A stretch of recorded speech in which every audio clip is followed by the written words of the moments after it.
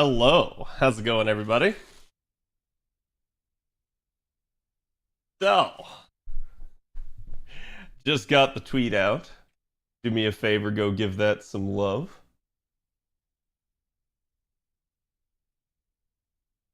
Let me grab you guys today's sauce.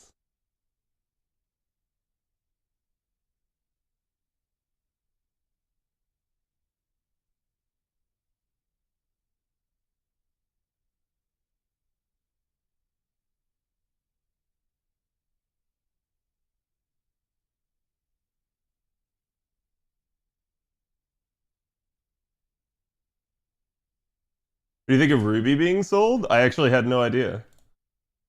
I would defer to Mr. Two Love Trouble on that, as he is the quote-unquote Ruby expert. Okay. I believe we are good to go. Let's get this party started. Ruby got picked up by another company? I mean, I'm not surprised. It's a popular IP. Like, it's really funny because we have all of these, like, big corporations that are, like, constantly just rehashing content. And then they're like, well, we don't want to take any risks on any new IPs. And then you'll have, like, an IP like Ruby just go up for grabs and just kind of, like, fall by the wayside. And you're like, why not just pick it up and keep running it? You already know it's popular. You already know it's established. So, like, all the hard work is done at that point. You just have to maintain it, which is actually harder than most people realize, because inevitably people inject their own bullshit into it and then it ends up ruining the IP. But it is what it is. Anyways, I hope you guys are doing good today. Here is today's artwork. Do me a favor, go give the artist some love. But again, I hope everybody had a good 4th of July. And for those of you people out there that are not American, too bad. But it is what it is. So I took the day off, as you guys know. I just had a chill time. I actually sat down. I played the new Riven remaster and worked on some stuff on the side of that. And I pretty much beat the entire thing yesterday. I got up today and had to solve the final puzzle of the game. But that was it. I got all of the endings. I think I got all the achievements except for, like, one. And I'm still not sure about the one, but whatever. Ern, thank you for the 3 years. Hot damn. Chat, can we get some love for Ern? Arch, thank you for the 29. Parents celebrated 4th of July, though. They live in the States. Nice. Yeah, it was actually pretty rainy here, so there was not that much fireworks until later in the evening. And then I think everyone stayed up to set it off. But the good news is, again, the holiday was on a Thursday, so I think a lot of people took the Friday off or had the Friday off. I had today off, for instance. So I suspect that a lot of people just said, whatever, I will just stay up late and launch the fireworks then. But it is an interesting thing nonetheless. But yes, I had not seen that Ruby got purchased. We had quite a bit of news happening for FGO.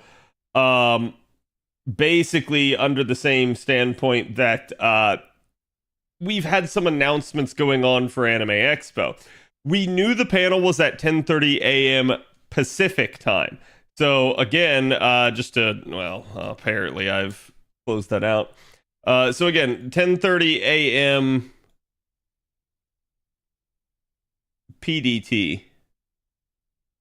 Okay? This is basically equal to what? 1:30 a.m.? Sorry, 1:30 p.m.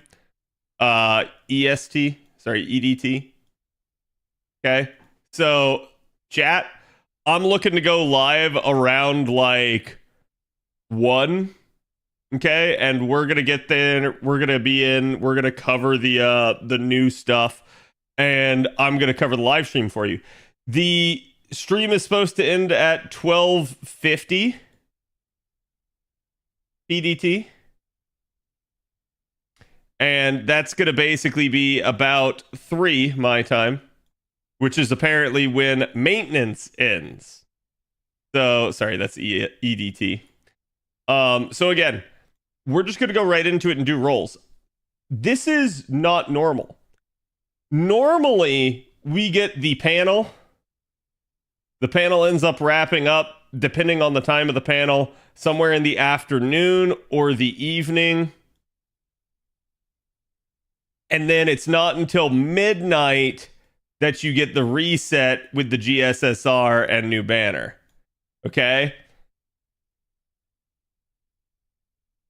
This time, we're getting it early. I don't know why. All I know is we are. I'm okay with that. Well, the confirmed date for NA 7th anniversary is literally tomorrow. I think it's because the schedule of the panel. Yeah, the panel is exceedingly early this time around. I don't think they've ever had one this early. Normally, it's in the afternoon/evening. And so it's not a big deal for them to just wait for reset. But I think they realize that the panel's going to be over about 3 Eastern, aka like 1 Pacific. And sorry, yeah. Wait. Hold on. They said 12:50, which would be what, 2:50? No, I'm doing math there wrong.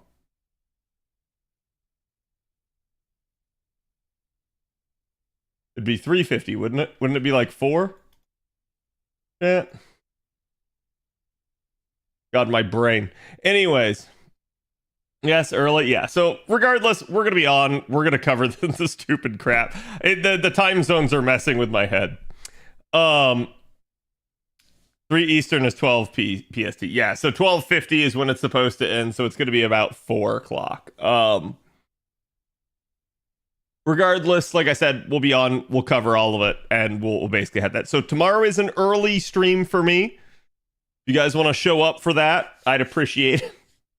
But we'll be covering everything, and again, then we're going to end up basically, AX schedule says 11:50. Okay, so it's not 12:50. Okay, so it is 3. Jesus. Anyways, whole point is, I suspect that they went like, well, this is just way too early. Like, and I'm going to point this out. I don't like pointing this out because it sounds like petty, I guess. But at the end of the day, I can't help but notice this, that FGO has had a West Coast bias the entire time. Now, I'm sure West Coasters are like, oh, well, everything else has an East Coast bias, so it's not a big deal. The difference here is East Coast bias usually doesn't impact West Coasters too bad. It just means shit happens earlier for them. Whereas with West Coast bias, shit normally ends up happening too late for East Coast people. And so that's kind of the problem that I have with it. But this is kind of another instance of it, is I believe the only reason we're getting Annie before maintenance is because they didn't want to make the West Coast people wait that long. And I think that's it. That's the only truth to the matter. I think they went like, oh, that's way too long of a wait. We shouldn't have to wait. It's going to kill all the buzz from the panel. And they basically just sat there and said, again, like, hey, let's go for it. Love global, totally not NA servers. I mean, I'm going to be real with you. Nobody calls it global. It's always been USA, right? Like, which is really funny because if anything, it's more like North America. But it's kind of been co-opted into the global server as they've had like Europe piggyback on it and Southeast Asia and stuff like that. But it is kind of funny in that regard that that's the case. But yeah, it's like, I don't get it. I'm certainly happy we're getting anniversary early. So don't make it like, don't think that I'm sitting here like bitching about this and complaining. It's just a really odd set of occurrences that has never happened before. In the entire like 7 years now of Annie's for NA, we've never had one this early. So I'm still hyped for it. I'm still happy. But yes, that does mean that you guys are getting anniversary tomorrow And what do I mean by that? I mean the live stream and the GSSR and banner. We know this. We know maintenance is ending early. They have literally said it is for the purposes of bringing it early. So we're getting it. I don't know why, but we are. And the only thing I can guess is, again, that they just decided that it would be too long of a wait and it would kill all the hype from the panel if they waited until reset. So some people have been calling it EN recently. Yeah, and I think that's okay. It's just people do need to understand, especially with regards to the actual FGO NA server, that it is NA. It straight up. There is no reservation about that. If you're European and you're playing on the quote-unquote global server, you're playing on NA. If you're Southeast Asian or Australian and you're playing on the global server, you're playing on NA. And I want that to be clear so that people don't get this like weird conceptual idea. It is NA that is running it. Everything is done for NA. 4th anniversary came earlier than scheduled. Did it? I don't remember that at all.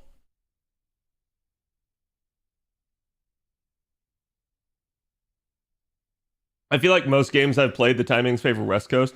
Yeah, and that's usually due to the fact that a lot of gaming studios are out on the West Coast, and they're naturally going to pick the time that favors themselves.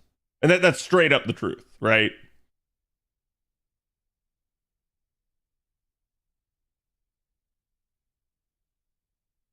Early maintenance has been a thing for Annie 1 through 4. No. Early maintenance, sure, but I feel like we're being pedantic here with the early maintenance. You still only had Annie at the reset. Like, I think we had maintenance come early, but I think it still was not until the reset. At least, if that's the case, that's whack to me because I could swear that that's never been a thing. Annie was also before reset. Huh? I'm actually going to go look this up. I don't believe you guys. Now, I may be wrong, but this is one of those things where, yeah, no, I'm not going to trust this one.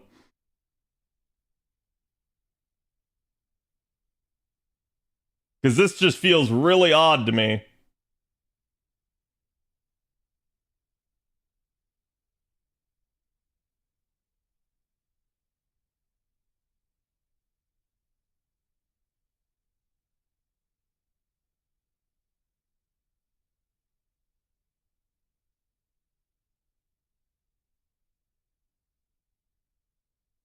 Says improvement of translation for maintenance.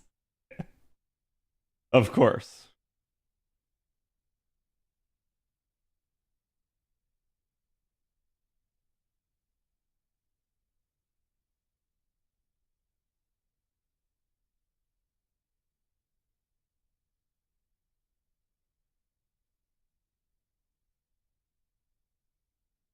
Yeah, I'm staring straight at Annie 2, and the event duration is straight up after midnight, guys.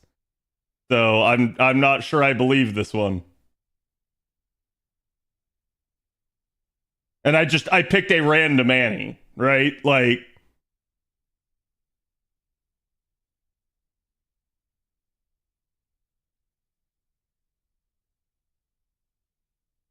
yeah, okay, Annie 2 at July 3rd at 2300 PDT.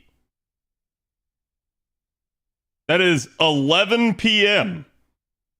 PDT, which is 2 a.m. East Coast.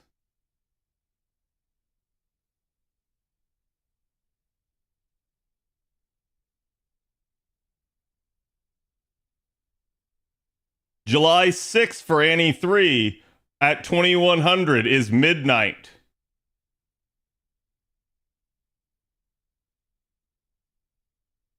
How do your doggos do with the fireworks? Do they care at all? They don't like them. They usually go quiet.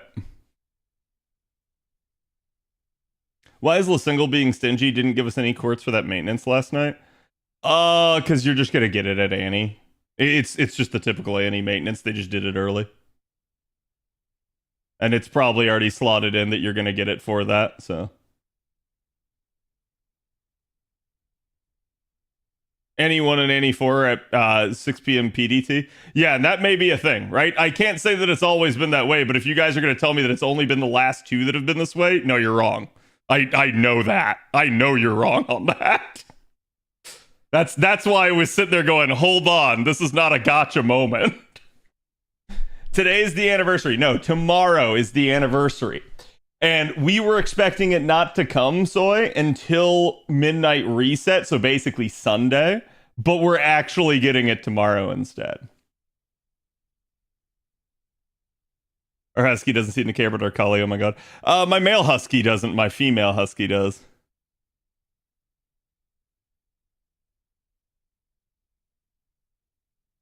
So every 3 years? No, I don't think it's a pattern. Because I assume it probably is dictated by the panel timing, if that's the case.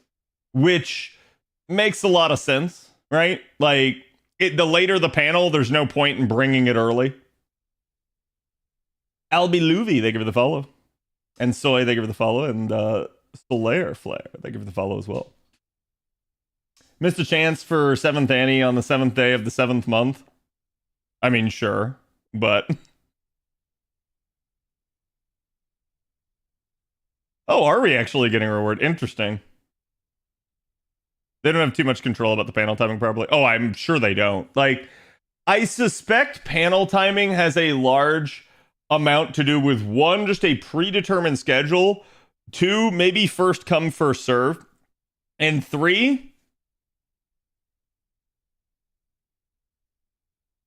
And I think when FGO pops off more, we maybe pay for the, you know, the bigger stuff. But I'm not trying to make it sound like NA isn't doing well. NA is doing well, but I assume maybe they have decided that it's not worth paying for a premium slot. And like, it just ends up being that they just go whenever they have the time to do so.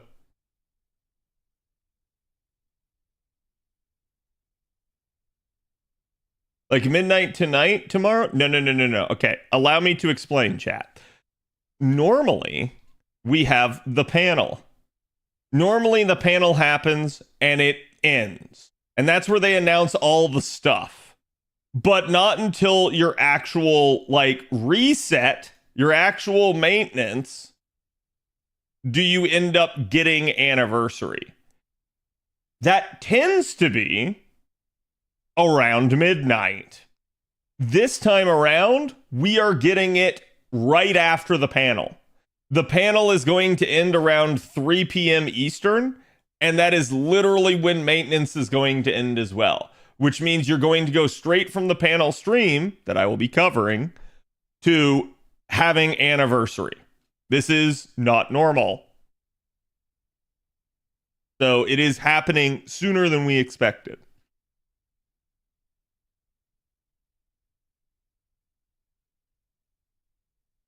When is the Annie for Central Europe time? Does anyone else know? I think you're +6 from East Coast time. So if it's 3 p.m. my time, it's probably 9 p.m. your time.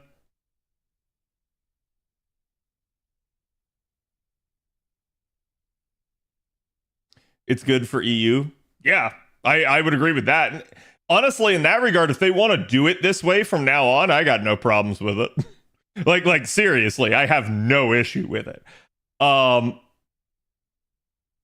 don't know, right? Like I just want them to actually have it, because we have had some times where like the panel got delayed to like way later. Wasn't it last year, chat, that the panel was not until Sunday, and that was just really odd.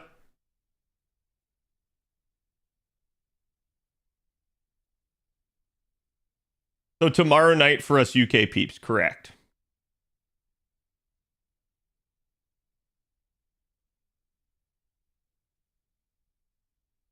So, waiting, so anniversary is happening at Sunday or Saturday? Okay, chat. I am East Coast time. I am EDT, okay? East Coast, like, American time. The panel, my time, is going to end around 3 p.m. tomorrow, okay? So, that's basically what you guys can adjust it for. In relation to your your relation to an Eastern time zone, this is around when you guys can expect anniversary. Okay? 8 p.m. for GMT plus 0, right? Yeah. Yeah, we are GMT minus 5, so. I had to explain this too many times recently. I know, time zones are difficult, but. Did you roll for Buntrey? I did not, but I already have her 120. She's already maxed out. I already had 6 copies of her, not on purpose. I actually ended up getting an extra copy of her trying to finish Okita Assassin to NP5.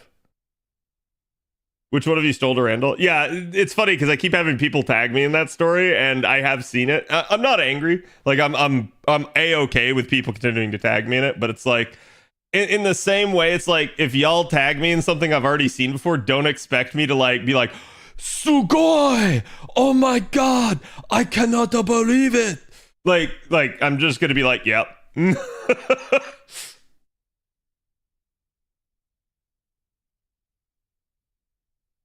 Are you gonna have to worry at all about that hurricane? Barrel? No, I don't think so, unless there's another one.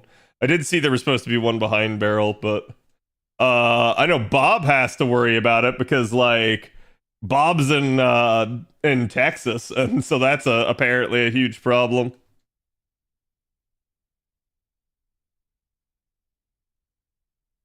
Yeah, fuck that. Apparently it keeps trending further north though, so that's actually like low-key a good thing.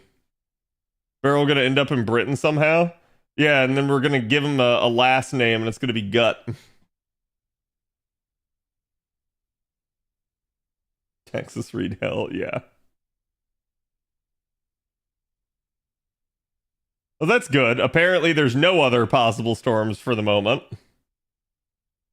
I mean, not that I'm wishing Barrel on anyone, but, you know, I was more worried about whatever the fuck was supposed to be behind Barrel, so. Parents supposed to go to Texas today, but because of the hurricane, they're going to Cadland. Ah, I see. Florida. I rolled today on the Kiara banner and got my last 2 copies of MLB Honey Lake. Nice. Yeah, make sure you level 100 that C. It's definitely worth it. I'm not sure if I want to spend quartz on Xmas or spend it on Nindo of Aoko or Alice. So, I have a odd take. If your choice is rolling a gacha unit or getting an actual physical object, my advice is always going to be get the actual physical object.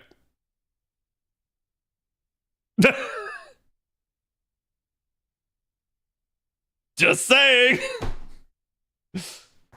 At least you have that. No one can take it away from you.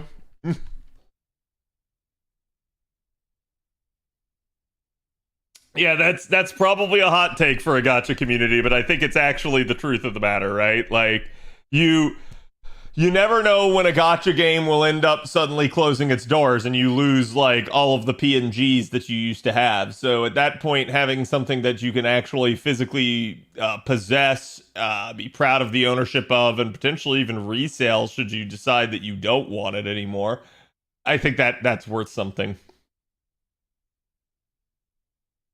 Digital goods are fun, but the surety of steel pleases the flesh. Yes, that's one way of putting it. In other words, NA Annie starts in about 20 hours. Yes, something like that. Like I said, chat, I am going to be live for it tomorrow. The panel starts 10:30 a.m. PDT, so it's like, again, like 1:30 a.m. my time. I'm going to be live around 1. And we're going to cover that. So that means I'm going to have to wake up. Hate that. I like having sleep. It means I'll get up.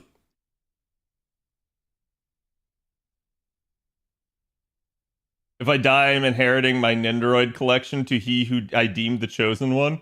I see. 1:30. Yeah, sorry. Did I say AM? It's PM. This is the problem with this. It's too many fucking time zones. Even me knowing it and saying it, I'm gonna keep getting it wrong. So feel free to correct me, chat. Have I seen the Deer Girl anime? We watched it earlier today. It was okay. It definitely had its funny and like insane moments, but it was not as funny as I maybe was expecting it to be. Trubs was basically saying give it at least like another episode or two, because we haven't seen all the characters. So, but does Cad not work on Saturday? Lucky man, I do not work on Saturdays right now. Sorry, just tuned in. No, it's all good. I like chat. I understand I'm going to get this question a ton. My stream title is exactly because of that, right? Like, I want people to understand that it's coming earlier than they maybe expected it to be. I think a lot of people are expecting it to be Sunday, and it's, for the vast majority of you, not going to be Sunday. So,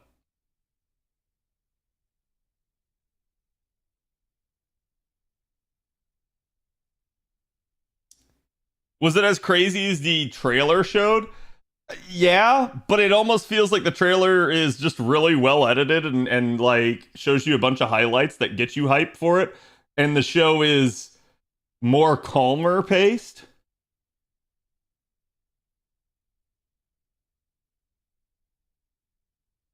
But that's what I'm saying. Like it's I have the stream title set the way it is just to kind of PSA everyone.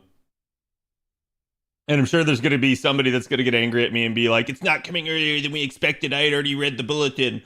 And I'm going to be like, yes. And for everyone that doesn't read every single news announcement that FGO puts out, that's why I'm here. That's one thing I like about the teaching of Saturdays and Sundays and summers off. Yeah. Super afraid it was on Sunday reset. Yep. No, that's what I was afraid is it was going to be, because like I said, I think last year we had the panel literally on Sunday, and that makes it really tough. It makes it so that I basically can't stay up to do anything. But yeah, I mean, I'll be live. I'm sure a ton of other people will be as well. But like I said, I'll be covering the actual live stream with y'all. So, oh, and we're rolling Arcuid chat. NP5. Dad, you have no future plan to go to Anime Expo for FGO NA? Not really. I'm gonna be real with y'all. One, I don't really want to have to pay for that trip. Two, I don't necessarily have the spare time. And three, I basically wouldn't mind going to a convention, but it would have to be a lot more locally like done. Like, I wish they would actually do the USA tour again. But sadly, I just don't think they're going to. Hello, Ender. Is RQE going to MP5? I literally just said it. Did you see LaSingle put up a hiring ad on the con? Yeah, that's really weird. I wonder if LaSingle is maybe taking the approach now of like, and just so that we're clear here, this is a post on Facebook that someone posted for me, but apparently they've posted this on Facebook, and it's like, hey, look, the LaSingle talk show. Don't read the time. Don't read the time. Okay, it's just gonna confuse y'all. But basically, yeah, they're hiring, and they say, hey, we're a game developer in Tokyo. And I find this really weird because this is at Anime Expo. So maybe they're hoping to get bilingual people, but I don't know, right? Like it's are we hiring for the Aniplex of America staff? Because if that's the case, it's not LaSingle that's hiring. So if you're advertising that it's LaSingle, this means that they're actually hiring for LaSingle, like over in Japan. So interesting, right? Like I would not have expected them to do this, but I'm gonna say this. This to me is both a really good thing and also potentially troublesome. Because it's good that they recognize that they can potentially reach overseas and hire people that way. That's good. It's bad that they're maybe having to. Like, it tells me that maybe their attempts at hiring locally in Japan are not going well. So, I don't know how to feel about that. Like, I legitimately at this point just wonder, like, what the shit is going on and why is it so difficult for them to actually get the bodies in the seats? Because this is a stupidly profitable game. It makes so much money. And the only thing I could assume is that the money is not being reinvested into the developer. That is to say, they don't have the actual budget to either pay the salaries that they need to, or maybe like go after some of the like better names that they want to. So it's not a good thing at that point. But I'll say this, regardless of however they get it, however they manage to hire the people, it's a good thing. It's just, dear God, it should never have gotten to this point.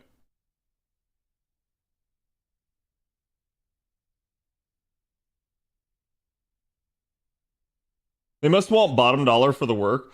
I don't think it's that. I think so. Here's the issue at play, at least within Japan. Supposedly, La Single has a bad reputation at this point. We could talk about that. We could talk about why. We could go into theory, because that's all it is. It's just we have theories on that. And supposedly, we're going to end up dealing with this because we're now considered a black company. Nobody wants to work for us. Our hours are long, our pay is shit. And apparently we just use and abuse people. That's kind of the mentality, I guess, about the company. And I don't know this for certain, right? Like, this is just what is alleged, what the rumors that I hear. Now, why? I can only assume it's due to past interactions with former employees, with basically people that they tried to bring on to do Sakura Wars. And essentially, just over time, they have either gotten rid of, forced out, or treated so poorly that they left enough employees that this reputation has become a pervasive thing. This makes it very difficult for them to then hire new people. So it means if, let's say, like the industry standard was something like 90,000 for a job, and they're like, hey, we're also paying the industry standard for that job, people will not work for them. Because if this job and this job are available, but job number 2 is a black company and job number 1 isn't, you're going to work for job number 1 10 out of 10 times. You're just not going to go work for the company that has a bad reputation. So they can't offer industry standard. They have to offer greater than that. And that's why I'm saying, like, I wonder if it is an actual monetary issue where they can't get the funding from Daddy Aniplex and Mama Sony, because they basically just are reaping all the benefit, taking all the profits and pocketing it, and they're not actually investing it back into La Single. I'm not sure Americans can handle the work ethic in Japan.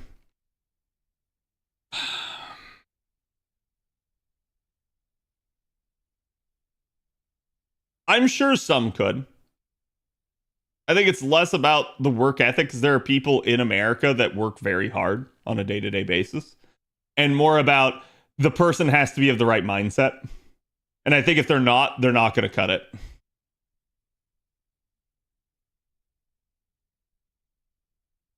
I still have no idea when the NA server's daily reset time is. It is usually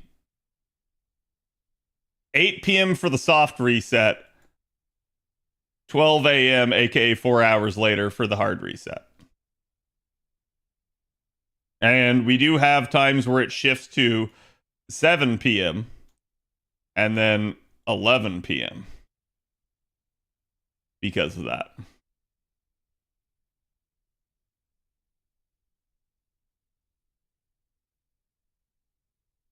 If I know game dev, I'd take advantage of this. Yeah, I mean, that said, I see it as a good thing. Right.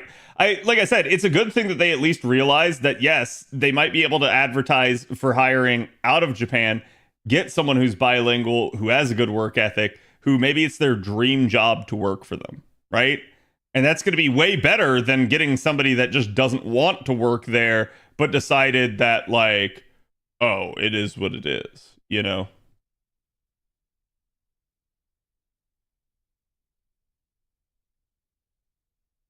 I thank my country for not having daylight saving shenanigans, so the reset time is always the same. Well, I think the reset times are done on like UTC is why. They're not done on, you know, daylight savings time for America, which is rather odd, but it just is what it is. And it's why if you're not on a daylight saving shift, it doesn't shift for you, but if you are, it does.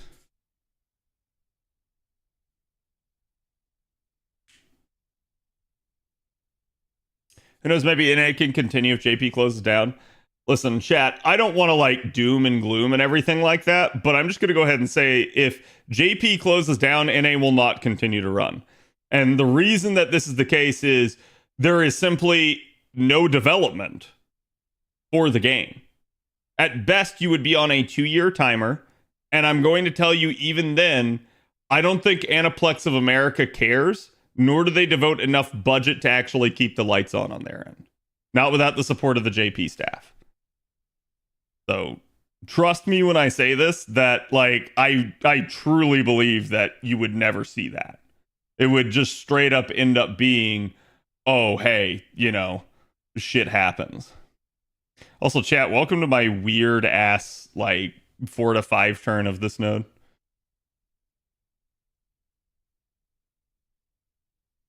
NA only during 15% of revenue in FGO.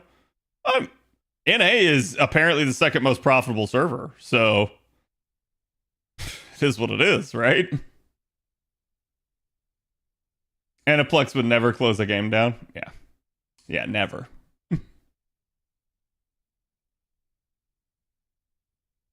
You'll never see what hasn't come out, and they'll just be gone if it shuts down. Yeah, I would fully anticipate that as JP goes, the rest of the servers do, right? Like, JP is, in fact, the bellwether for that sort of thing. Also, this is not good. I actually should not have done this, but we're gonna try anyways. Not what I wanted. I basically did not pay any attention and ended up getting the cards in a way that I shouldn't have. Wow, that did not steal hardly any of the cards. Oh my god, this is gonna be bad. This is not gonna be a 4 or 5 turn chat. And he starts once that maintenance ends at noon. That's noon PDT, but yes. At least Anning didn't get a Grail this time. Oh, this is nothing I can't undo. It's just, I basically am going to end up losing the buffs here, so we're going to end up trying to stall out.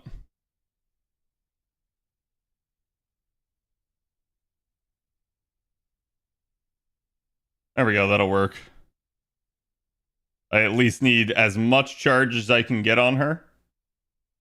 Although, probably not, because we're probably at this point just going to card this crap. Like, my goal here is now to stall because I am just losing, yeah, I was gonna say, I just lost all the buster buffs.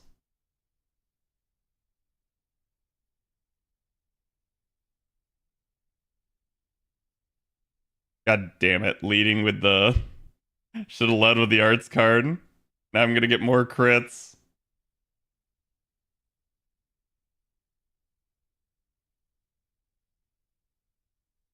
This is not normally how I do this.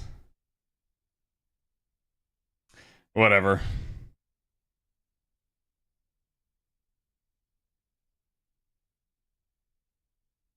Okay. Turn 7. We've got one more turn that we need to stall for. The only real problem is going to be if Chucklenuts over here actually does evade or something. And then that wouldn't be the end of the world.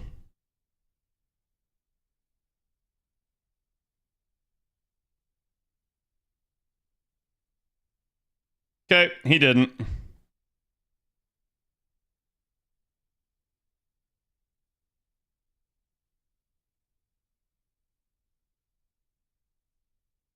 Get rid of her.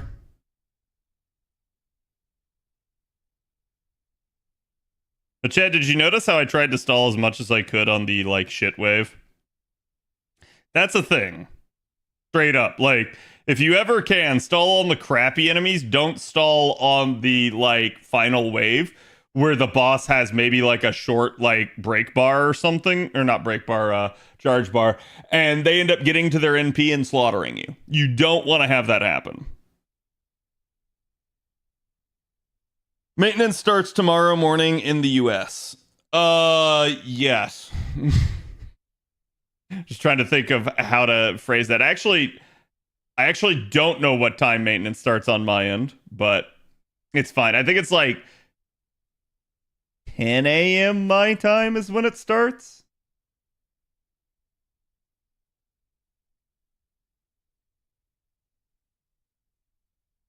$10 a.m. EST, yeah. So that would be 7 a.m. PST chat. Like I said, the maintenance ends right after the stream does. I think the stream is projected to end 10 minutes before that does. And we'll be watching it. We'll be covering all of it. And then we're going to do GSSR and Arcuid pulls. And then who knows? I may still be on for a while because I'm going to be farming. Or I might just go, you know what? Enough excitement after all of that and farm on my own on the side. So anyways, this is the way it's supposed to go, chat.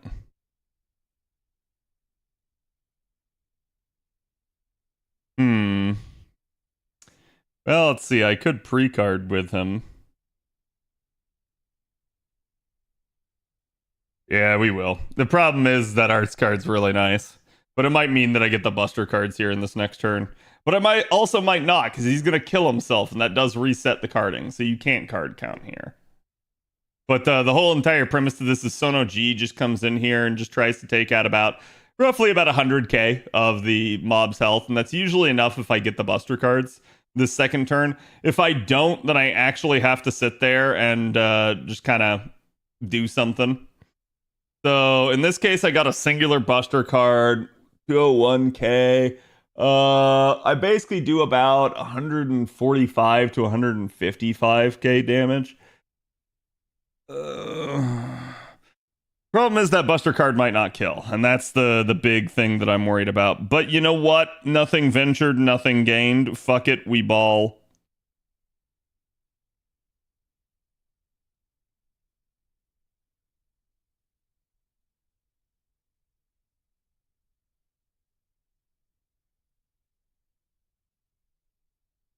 Okay.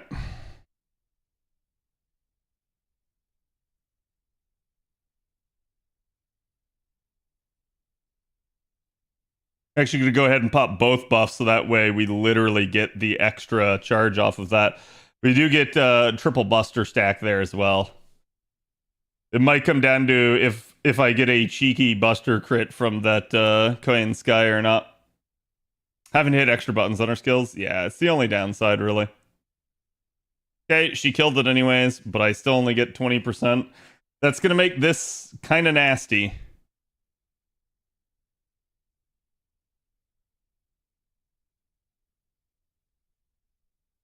Well, I take that back.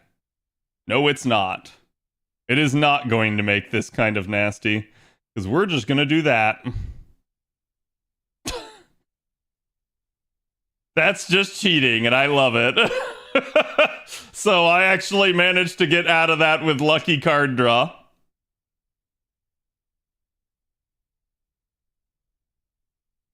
Okay. Let me swap. This is going to end up being a 4-turn after all.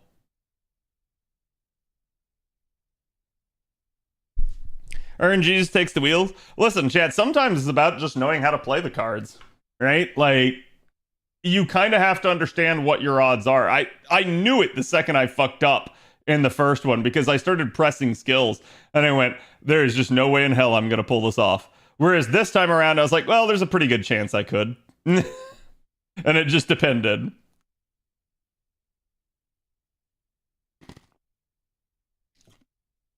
You believe in the heart of the cards? Yes.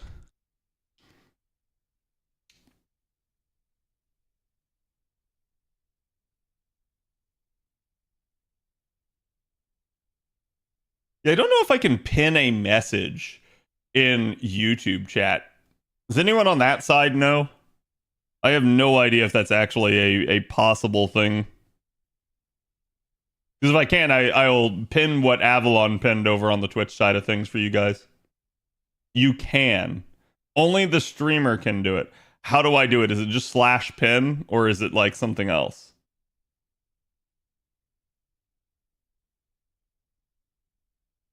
Oh, okay, I see. I see.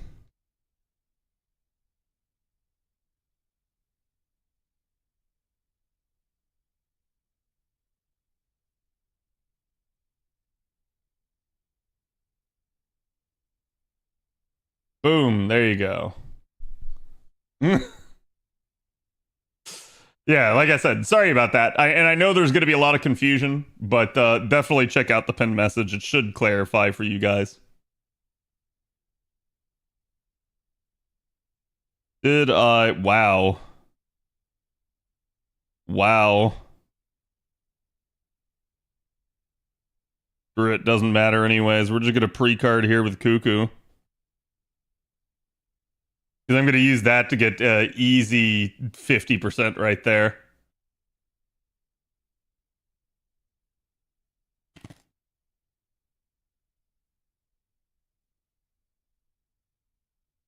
You definitely can. I've seen it before. Yeah, that's like... It's really funny because I expect a base level of functionality out of the YouTube side of things, but YouTube doesn't make it really easy to find that out a lot of the times. And YouTube, the same problem that you have with YouTube is the same problem you have with Twitch, which is that they're constantly changing shit. So if you ever try to look stuff up, they're like, oh yeah, you can do that. It's right here. And you go to look and it's like the menu is either completely different or not there anymore and it's moved to somewhere else. And you're like, well, now I know it can be done, but how? So you're sitting there and you're just like, what the hell?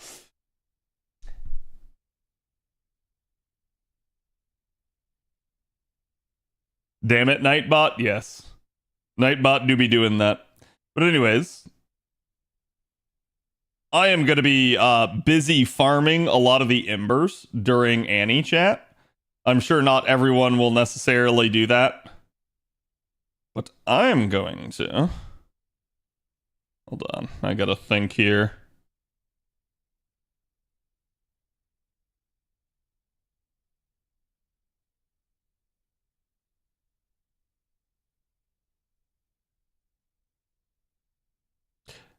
Do this.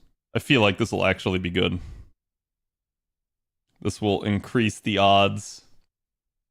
Get the Mighty Chain, get the 100% arts crit there, and it's still probably not going to do a lot, but we're basically just going to go ahead and blow the Mystic Code here turn 1 to give it an increased chance.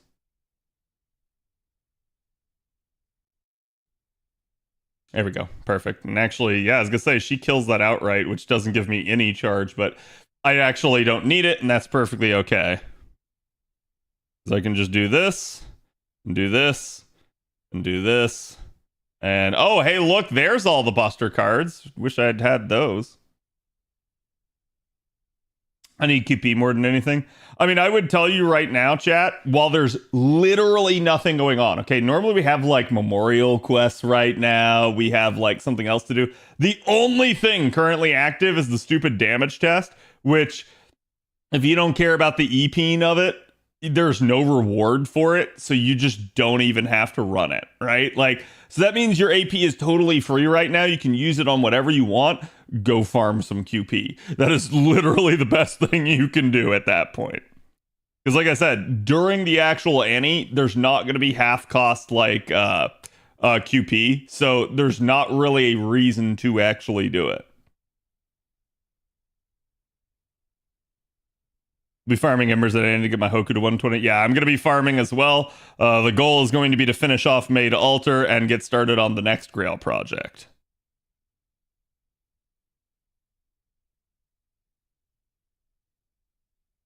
Okay, we don't have that, but we do have at least a Buster Chain.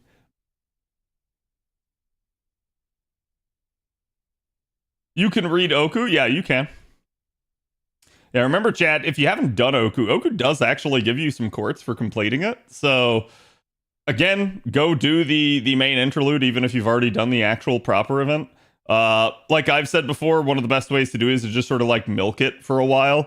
Get your 3 runs a day while there's like maybe no other campaigns going on and do that. We also don't know when we're going to be getting summer. It might be like right after anniversary. It might not be for a little while afterwards. We'll just have to see. It's really going to depend on how they try to manage the schedule. But I do expect they're probably going to use anniversary to hype it up. Oh, you're at 35 out of 40 there, so let's go over to NA now. Cleared Oku and replayed Tunguska these past days. Yep.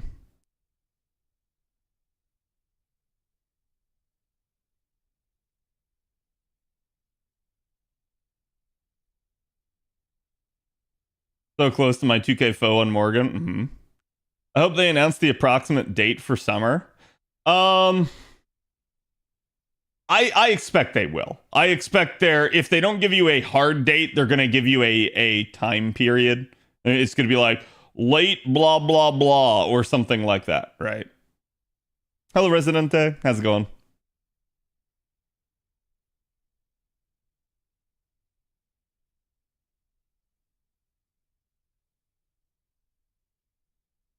Roughly 10 days, if not 14 days after any. Yeah, it's just gonna be weird because, like, again, they can keep pulling stuff forward. See, chat. This is all there is, and like I said, to me, the only reason I hate this is that. Why? Literally, why? If this costed nothing, I'd be in here like doing it with the rest of y'all and being like, "Woo!" The fact that it costs even the 5 AP, I'm just like, nah, I'm good. There's no reward for it, so I'm good. I do have a couple of not training grounds, rank up quests. I have a singular interlude there. None of these are half cost. They're not really that big of a deal. Like, I don't need either of the upgrades here particularly badly, so it is what it is. So at that point, chat, I get head start on Embers. Unfortunately, this is the Archer Ember. It was the Saber Ember earlier. Yeah,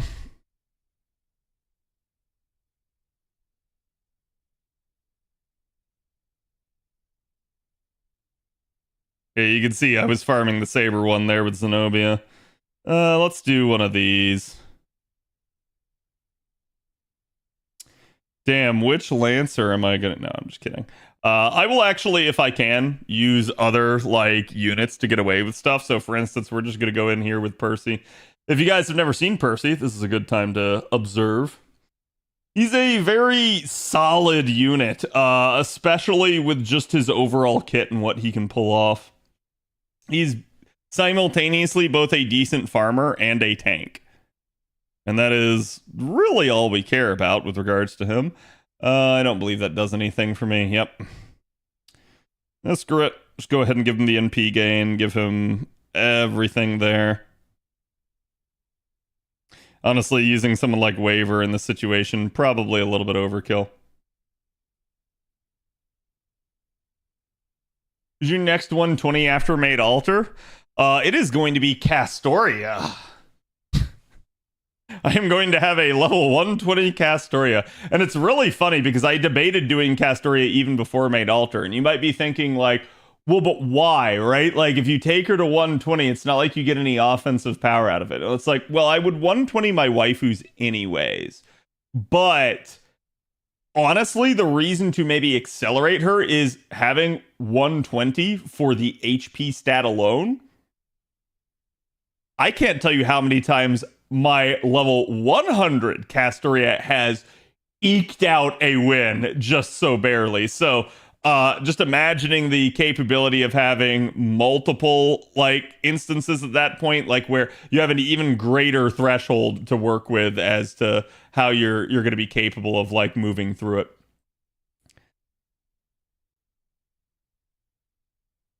Creating some blue apples here as I'll be using apples for the half AP Ember farming. Well, I mean, all I'm going to say for you, Avalon, is at that point, like, it doesn't really matter. You can go ahead and start farming the Embers. Because, well, yes, you could, use that and transfer it. it's not like you're getting all embers, right? Like, so you're not going to be getting effective stuff for Hoku. Like, it's not wrong what you're doing. It's just like there's nothing really to like do with the AP right now anyway. So yeah, if you guys just want to do your 3 runs and then create blue apples, that's perfectly okay. Screw it. Let's just go ahead and give him all the attack ups. First, he's stuck at NP4. I mean, honestly, NP4 is already like 90% of the effectiveness of NP5. You're really good. So, question be why not instead? Yeah, I'll have to wait 1 year after 120 OG Hoku here. Saber Hoku will have her coins though. That's true. So you can start preemptively farming Saber Embers, and then using the leftover coins for something else. Just husbando Grail reasons. I gotcha. Swords from 6.5 for Huyon. Yeah, I mean, I probably should be over there farming it more. I just like it's not a priority for me right now to be able to like work on Charlie and them. Charlie is like all of the units from Trom are ascended all the way. It's just their skills that aren't worked on. And so the only holdback there is quite literally like the actual material. I also maybe don't want to spend like the QP just yet. So it is what it is, but it's really not a big problem.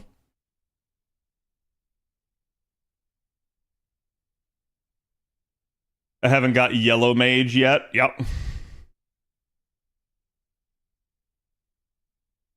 Well, that's just going to require you to roll your FP. One more copy or more for the GSSR in the Saber class. Chat, I'm just curious here. I want to do a poll real fast.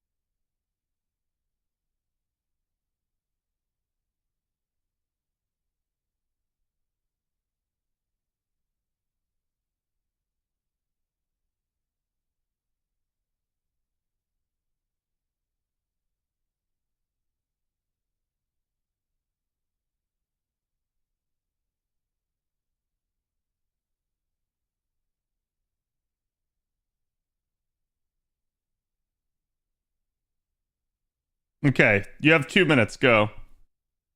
You have 2 minutes, NA. I'm actually legitimately curious. Because I want to know just how much of the population is choosing that one particular one. Unfortunately, I don't know how to run a poll on the YouTube side of things. There probably is a way.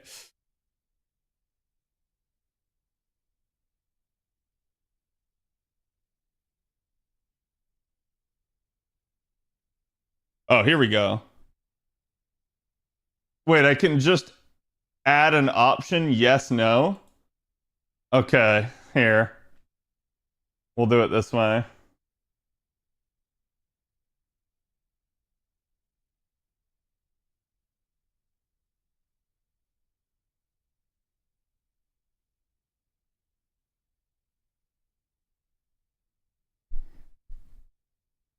There you go. Now we got it up on YouTube as well. Sound cut out? What is the question? No, I cut out. I didn't say anything. Hello, Frostal. Thank you for the 33. Hope you're doing good.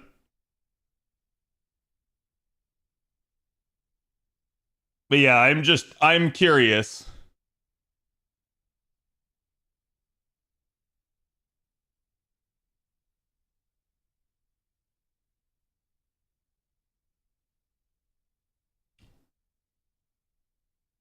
Ooh, the YouTube and the Twitch results are actually pretty different.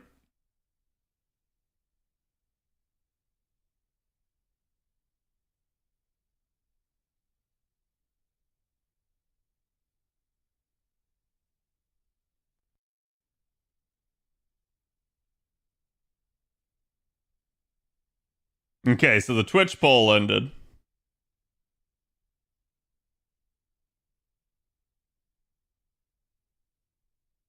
I'm gonna give the YouTube poll a couple more seconds.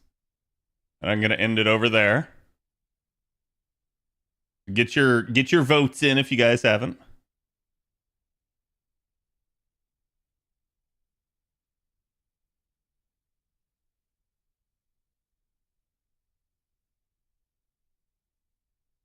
So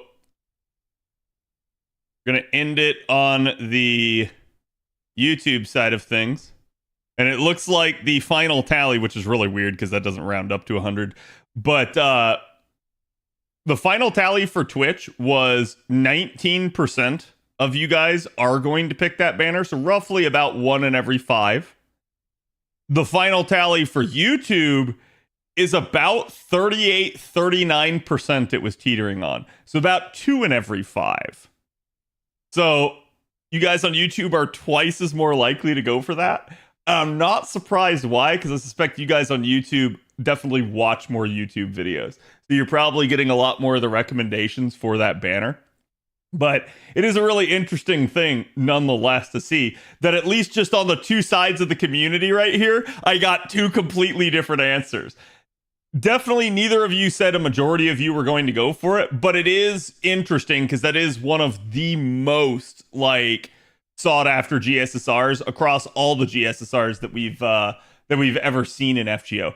When that one got announced, people were just like, holy crap, that is just, you can't lose. And at the time, Musashi Berserker was considered the weakest option on that. And now with, Foresight, we literally know that she's going to be getting an NP interlude, and that's just not going to be an issue at all. So it's really funny to see that that's been the case. But I also suspect that, while we do have the foresight to being able to see how good a unit like Musashi is going to get, we also maybe have the foresight to have known how good all of these units were and to have rolled them more than maybe the JP crowd did. So I could see how at the same time it's probably reducing it at least a little bit compared to the way it was on JP, which is a really interesting thing to see. That Zerker banner is amazing. It really is. The only way in which you can go wrong is if you already have an NP5 on it, which is me, or basically you just determine that you're good in that department and you need something else more.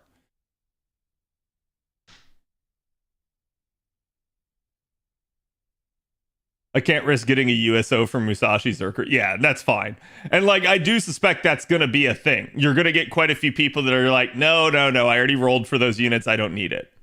But it is really, really interesting to see how that impacts the NA side of things. Gotta love Clairvoyance EX. Yeah. I have to chance for Oberon. I like using Berserkers. I like using Berserkers when it's good too. I do feel like there's a ton of people that all they ever do is use Berserkers. Whereas with me, I only use Berserkers when it's a mixed node or something like that, or I don't want to have to change my class, or sorry, not my class, my party loadout multiple times in quick succession. So it's for instance, I'll use Berserkers a lot if I'm doing a bunch of interludes or strengthenings where you're just gonna have one run of that, and the next node is gonna be a completely different makeup, the next node a completely different makeup, the next node a completely different makeup. So you're just sitting there and you're I'm just gonna use Berserker so I don't have to change stuff. But yeah, I think that sort of stuff is okay, but I do see people where it's all they use is Berserkers, and until the game forces them not to, they will keep using it. Probably try to get Merlin or Scotty from that caster banner, but odds I'm getting someone like Ilya. I believe in you, Avalon. It's not like I'll judge you if you get Ilya.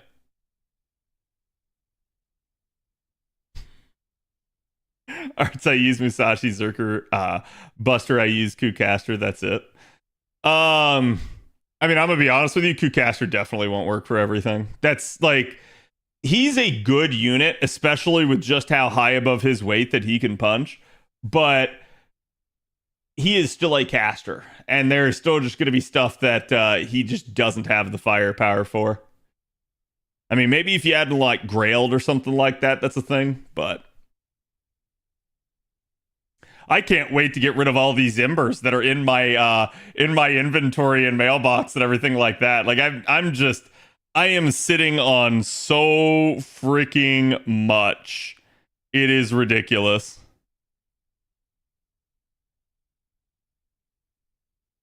Hold on.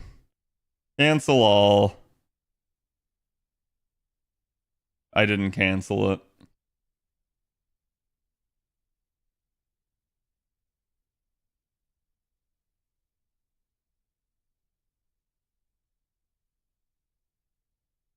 Okay. Gonna go ahead and do that.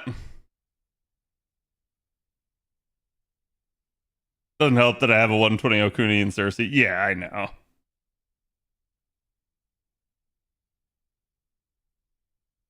Generally just like Buster Loop farming. Not a big deal for me. Cat, have you maxed out second archive? You know, let's go check. Like the default answer is yes, but let's go check. Because it's entirely possible that I didn't notice one of these times and just slipped by me.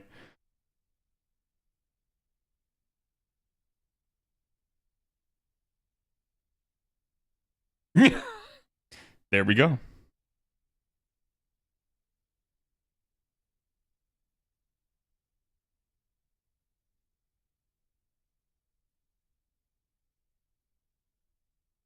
Cat being inefficient, no way. I told you. It's why when someone like asks me something like that, I'm like, hey, let's go double check.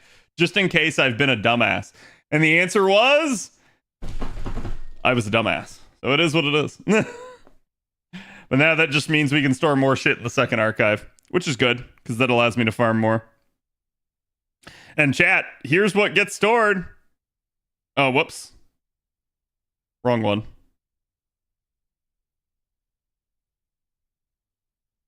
But yeah, I will always store all embers over something else.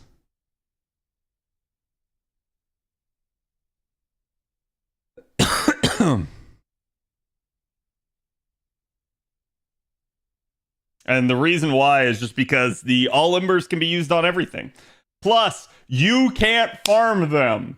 So as a result, they have way more value than, say, the class-specific embers to me. It's the only way you're going to be able to level up stuff like your extra classes fast. And it works on everything in a pinch. So it's just really why you'll just always see me like preserving all embers more than anything. But chat, I got a crap ton. An actual crap ton, right? Grab that. Oh, yeah. Hold on. Let me pull some stuff out of my mailbox here, chat. Don't look. Oh, yeah. Let me pull some stuff out of my mailbox here, chat. Don't look.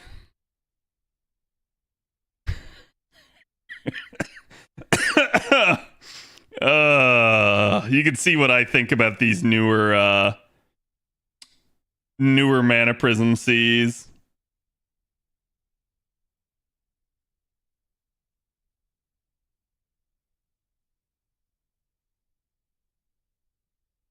Cat for second archives 1K. Yep. That's probably how chat realized it.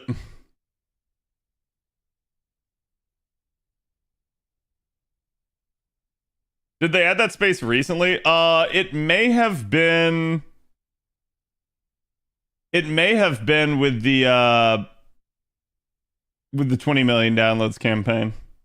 Sorry, it was JP's 25 million, but it may have been with the 20 million on NA's campaign.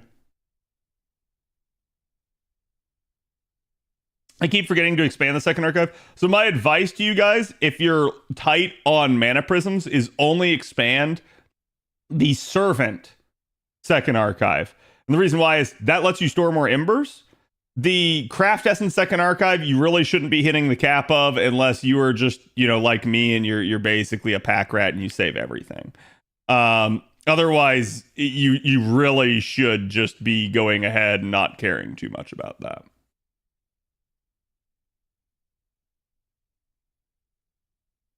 I don't get that many mana prisms, so I've been trying to get the CEs I unlocked in the RP shop. Yep, and you should. That is probably one of the better uses for it at first.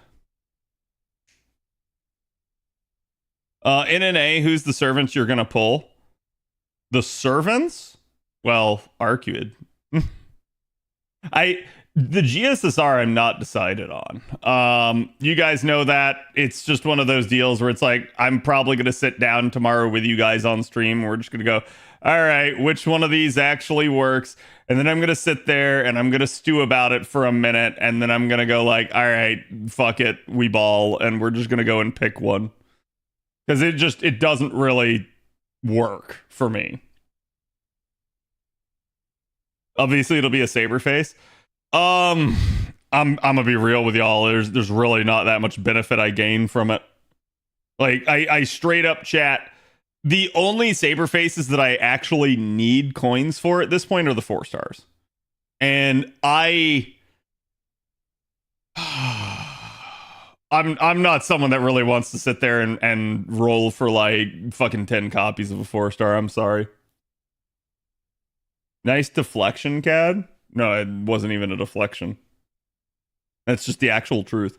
Like, I'm dead serious, right, chat? Right now on my back line, you literally see a saber face bonding. This is the last saber face that I have to actually bond up. Like, she's got to get to bond 11 in the same way that Maid Alter did so that I can finish 120ing her. That's it. Like, she's the only one. There's nobody else I have to do this for. So once she's done, I don't have to like prioritize any of that stuff. And the only reason that she's in the position that she is, because even though I have all 5 copies, I ended up buying the extra append basically to end up requiring the. See, again, like if I had just done mana loading here, I'd have been fine. But since I decided to get the extra attack append, I basically ended up having to get a little bit more bonding done in order to actually have the coins to 120. But she's the last one. Maid Alter was one that I had to do it for, and then her. And then let me actually see, because I don't know.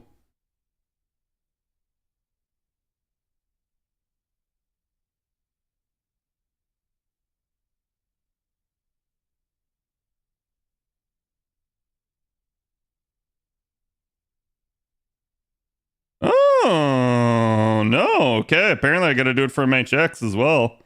All right, if that's the case, screw it. She's going to be the sooner one, so get back in there.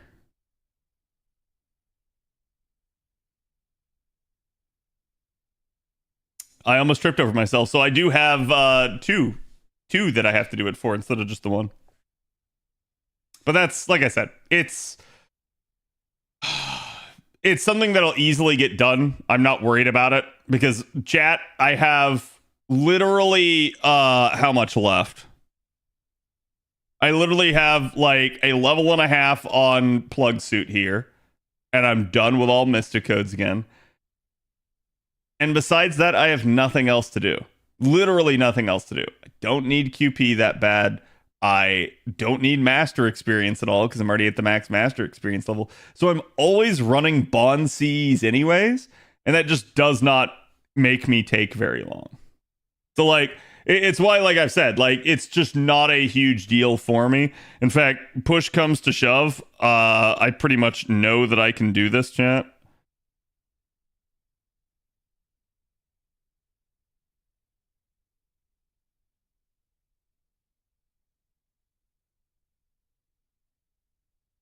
Yeah, that's 2.5. 2.5. That's 5%.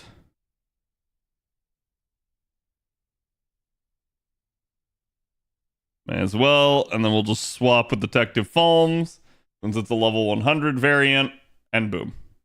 That easy. Is there a Mystic Code with Annie? Yeah, I'll be done before that. We have another Lotto before Annie, so. Or sorry, you're talking about Annie this year. Yeah, I think we do get the Tsukihime one, if I remember correctly. I'm not worried about it though. Chat, the non like plug suit level ones, you complete so fast. It's nothing. Like, I can't stress this enough, chat. My JP is done with all Mystic Codes. That's fucking wild. My NA is only not done because it's not bothering to try. It straight up just could be if it wanted to, and just has not bothered to. Are you going to try playing Zenless Zone Zero? No, probably not. My impression of it, and we were actually talking about it in VIP earlier. I haven't played it myself, obviously, but like, I at least had my eye on it on the side while it was getting developed. And my impression of it is it's just basically like newer 3D Honkai is really all it is. And like, they essentially are just trying to launch yet another game. It's also a gacha game. I'm not like, you know, I'm going to say your average gacha fan where I just simp over MiHoYo and play everything that MiHoYo puts out. I don't have the time for it. I play FGO. It is what it is, and I don't care. I have certainly tried out other games like Wuthering Waves. When I feel like a game might be doing something different, I might try it out, but I finished Neoplug during the hunting quest we just had. Yeah, I didn't farm the hunting quest as much as I thought I would. It literally ended up being a big pile of nothing to me, because I kind of just went like, oh yeah, the Ember drop rate here is not nearly as good as I thought it was. And if it had been, that would have been one thing. I believe this is just extra damage. Sorry, extra NP gain on damage. So nothing to actually do with that.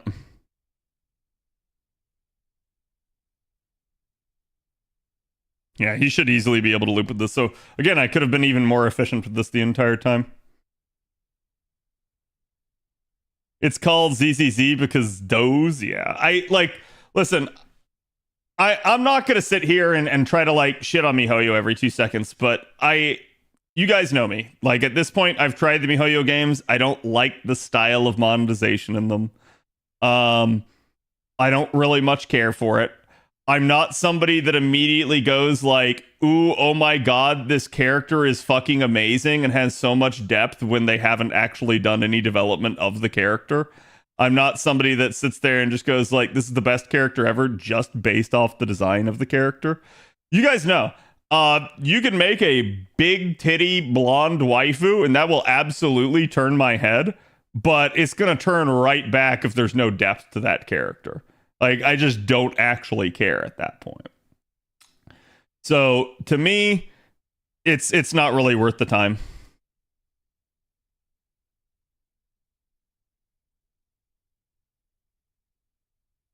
It really doesn't do anything new in terms of gacha games. Like I said, if people want to try it out and have fun with it, more power to you. I'm not going to try to stop you or convince you otherwise. It's just, I feel like everybody always expects me to, and I think I know why. It's because so many other content creators play all the gacha games, and they come in here and they're like, oh, hey, I'm just curious. Are you going to try it out? I'm just going to be honest with you. The answer's no. Like, thoughts on Wuthering Waves? I didn't play Wuthering Waves very long. I played it long enough to determine that it fundamentally just was Genshin Impact, and it basically, I think the biggest turnoff for me was the initial story was so fucking convoluted and full of proper nouns that, like, it just made my brain hurt. And it was taking kind of forever to get going. I understand it, but a little bit, like, this is something that I think writers have to pay attention to, is just how much they're expositioning the crap out of their players. So it's like, because of that, I basically couldn't tolerate it for very long, and I ended up just like very quickly quitting it. It didn't help that I got stuck on like an early quest for like 3 hours, and not because I couldn't defeat like the boss or something. I got stuck on it for 3 hours because that's how long it literally took me to complete it. And so when that was the case, I was just like, yeah, I'm good. They don't value the player's time. This is just designed to waste your time and keep you here as long as possible. So it was at that point that I just said, nope. But I like, in the time I spent with it, I could already tell the combat in Wuthering was way better than Genshin. That much I could tell. But, is what it is. There was no hook.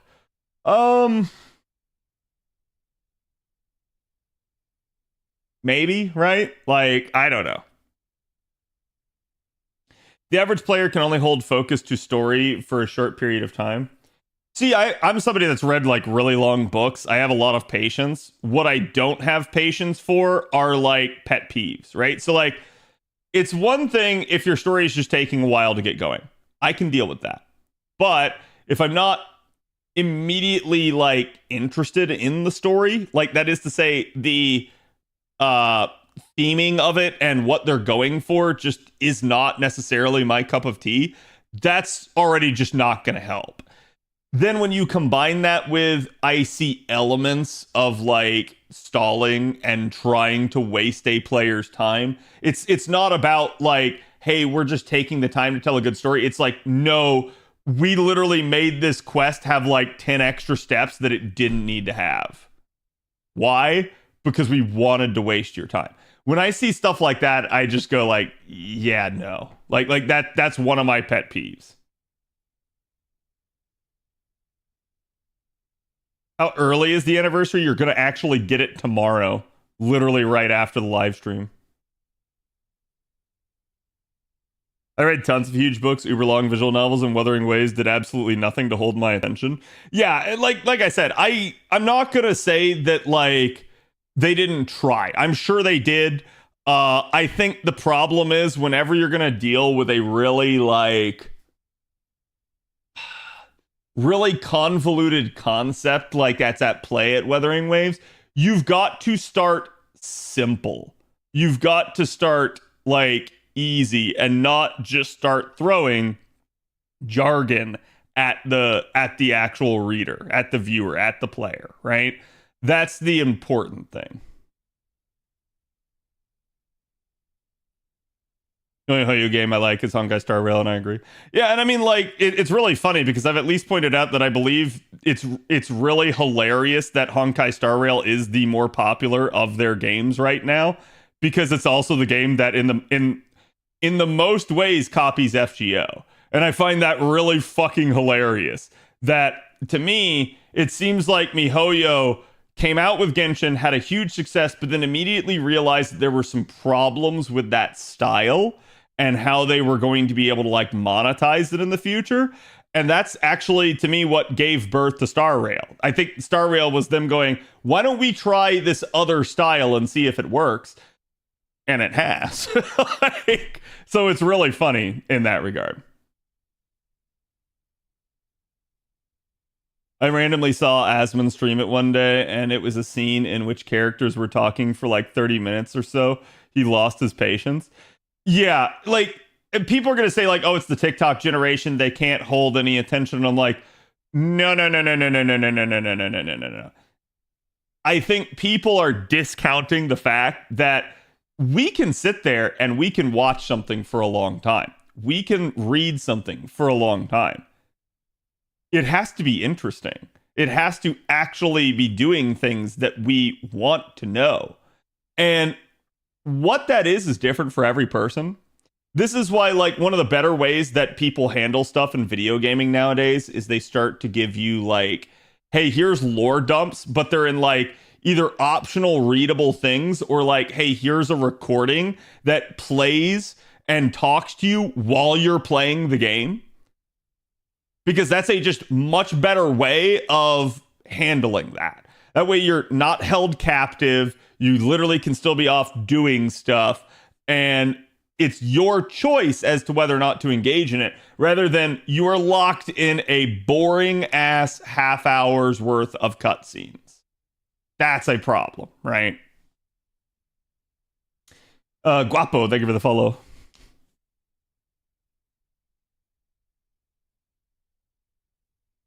Genshin as a gacha kind of sucks, but it's a very nice game as a standalone. Yeah, I mean, I've said this before too. I think the way that a lot of people treat Genshin nowadays is they treat it like a seasonal Breath of the Wild. So basically, Genshin comes out with a new zone. People log in, play the shit out of it, do everything there is to do, and then log out and don't fucking play it again until the next drop. And so Genshin has a couple of patches in between those big zones. Not really much attention is getting paid to them nowadays. Like, I'm sure there's still people actively playing it, right? Like, I'm not trying to say, oh, the game is dead or anything off in a corner. In fact, I know the Genshin community has been quite angry at MiHoYo for not giving it its due diligence.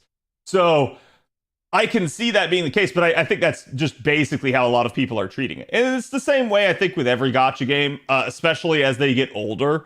I think you see people that, go like, oh, hey, I'm going to go play the hot new thing. And then they come back and they pay attention to it during the important times. So, for instance, in FGO, Anniversary, RQE, and all this coming out, you're going to see a lot more people here. And then similarly, whenever you get like a major story chapter release, you'll get a lot more people coming back to the game, asking questions about it. How do I start? How do I play on X or Y server? That sort of stuff. So it's blatantly obvious when that sort of thing happens. And that's what I'm trying to say is it's not unique to something like Genshin. It also happens with FGO. Dialogue bloat is also bad. Yeah, I mean, I've pointed this out before too, that like I love Nasu and he's a great writer, but he also has the same problem of having like bloat at times because he's taking a really long time to get to a point. I'm okay with it as long as I know it's going somewhere, as long as I trust the writer. But in the case of stuff like Wuthering or MiHoYo stuff, I don't trust their writers. I'm sorry. Like they're nobody that's established to me. And we actually have them like on the side admitting that they just straight up lift ideas from other IPs. And they'll sit there and they'll be like, oh, well, we're taking inspiration. I'm like, you're taking inspiration, but to me, there's a difference between, hey, I took inspiration and turned it into my own unique thing over here, and it was not done to try and like be predatory and bait everybody into spending more money on the shit. Right? Like, hey, I've written my own like novel over here, and it's similar to like what Nasu did. And it's just like, cool, you can enjoy it if you want. Maybe you purchase it, maybe you buy it. That's one thing. But I'm not trying to like get you to become an addict and like spend more money, right? So like that's where I a little bit draw the line is like, to me, with the gacha games, they shouldn't be stealing each other's ideas so much. They definitely need to come up with their own damn shit. And I actually believe it would make the gacha sphere a lot better if they did. I think you wouldn't have every freaking game having the same set of like archetypes of characters. And I think that'd be a good thing.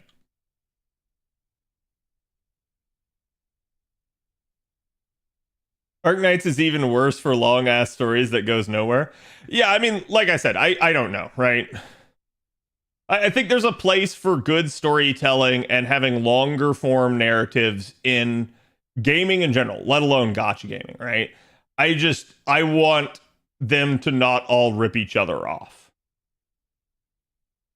And it's really funny because if you look, chat, like the entire basis for like every gacha game at this point is straight up like, all right, you're the chosen one. You end up getting like a harem of characters that you collect that helps you defeat the world, whatever the hell you're needing to do. And that's it. Like that's the entire premise behind it. We haven't really seen many other gacha games do anything different than that. And I understand part of that's because they're collection games at their core. But I actually feel like it'd be a breath of fresh air if one of these games decided not to do that. Wow, it's Nikke? What, chat, does that sound like Nikke? Or does that sound like Nikke, Genshin, Honkai, Zenless Zone Zero, FGO, Azure Lane, Girls Front Line? Like, I could keep going, okay? They're all that way. Every stinking one of them.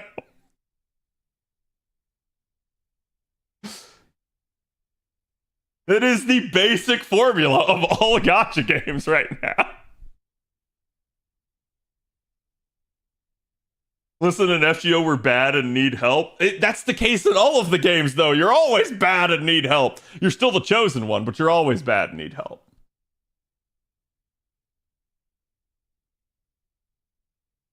Girls Front Line is a different breed for the good and bad. Listen, chat, I'm not going to say I'm an expert on Girls Front Line, but I did play the opening to that game. It's the same damn premise. They might go somewhere different with the story, but it definitely started out the same way as all the others.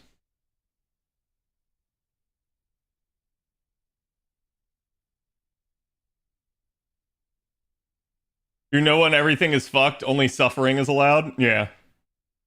Do you know Limbus Company? I have heard about it. I have never, like, heard anything about the story to it. So, in that regard, no, I don't know much about Limbus. Have you checked out Uma Musume? No, I have not. I mean, like, I know a little bit about it. It's basically, Uma Musume is what happens if you combine horse racing with idol culture. Because that is what it is. It's like the girls are idols, but they're also horses.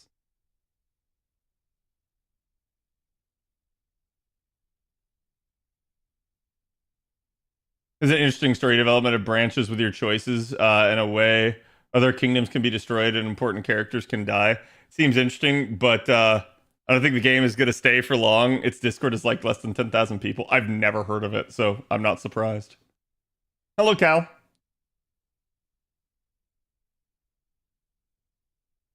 But, like, I guess I'm not surprised to see it's always like the hero's journey and that you have an everyman type character, right? That's fine. I just find it really funny. And in most of them, chat, you're also some pseudo military organization.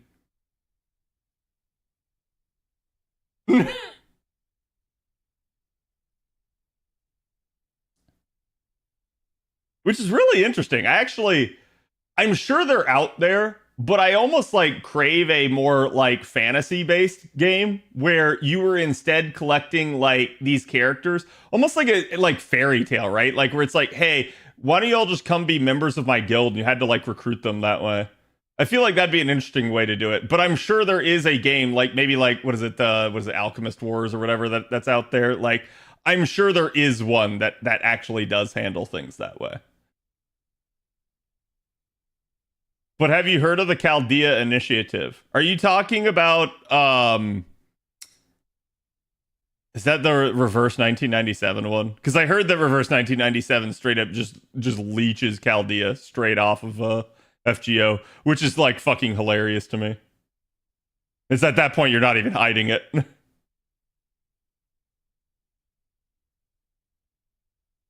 Could take away the license of said horses at any time, and so making loot art of them is forbidden. Yeah, it's not going to stop people.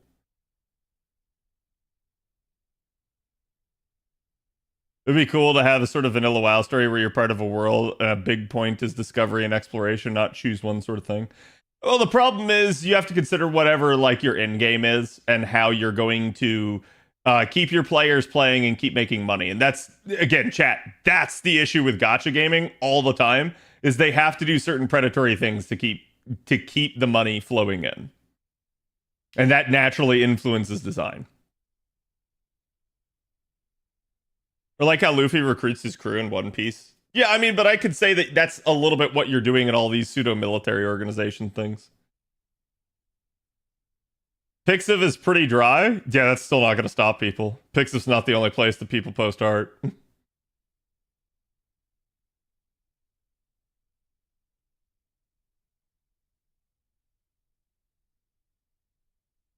Epic 7? Yeah, you know, I'm sure Epic 7's still out there and around, but I have not heard crap in a while from them. Like, I think my understanding of it is, didn't they, like, blow up the entire community with, like, basically...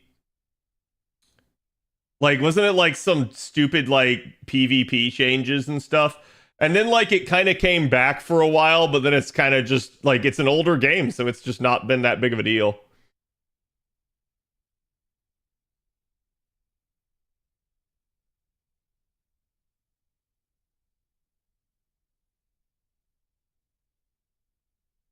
Yeah, like it's wild to me that like both the Yakuza seemingly own that shit, and also that like, and don't get me wrong, right? That any of the Japanese people think that any of the international people will abide by their own standards. In that regard, like, I understand they're concerned with it, but they just have to say, like, look, it's out of our hands.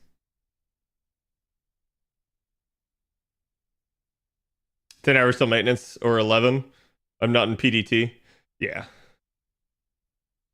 Yeah, maintenance starts like 7 a.m. East Coast time. So let's see, it's almost 9 p.m. right now. So yeah, literally like 10 hours. And then after maintenance ends, we literally will have the anniversary. PvP and Gacha's bad Civ. It's only a wallet comparison. I'm okay with PvP and Gacha so long as it's just in no way, shape, or form influencing the PvE. And that's like, chat, could you do PvP in a Gacha game that way? Yes. Do I have any faith in any of the like scummy Gacha game developers to do that? Fuck no.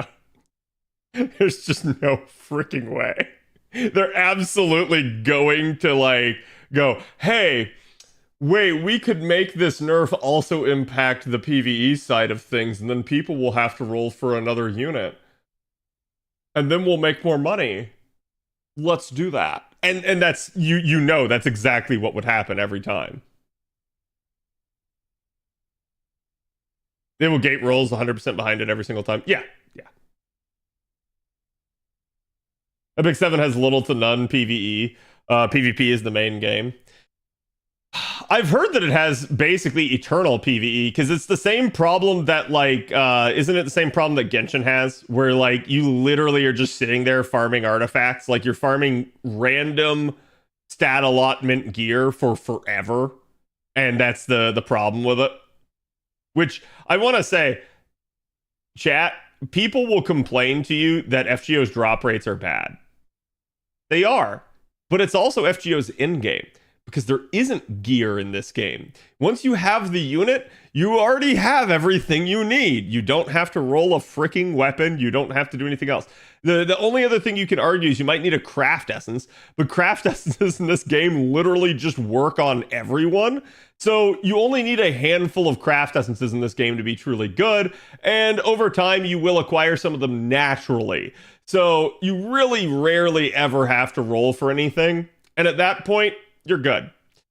So I'm okay with the drop rates kind of being a little bad in FGO compared to other games because it is the in-game focus. And once you get those materials to level up that character, you never need it again. You don't have to worry at some point about there being some like, oh, well, now we power crept the gear with this more awesome gear and now it's the meta thing, so you have to go farm that too. Once you're done with your unit, you're done with your unit. And that's a really, really nice thing to know because it also just means that, like, yes, you can relax at times. You don't have to sit there constantly freaking farming.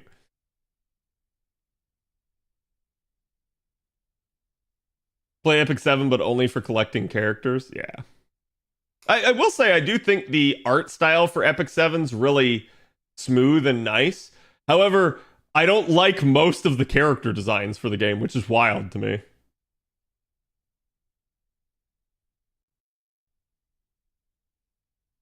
And a lot of the good craft essences are free to play, are really good. Yeah. I mean, like, chat, we could sit here, we could tell you that, like, Black Grail and K-Scope are, like, two of the best craft essences in the game. That's true.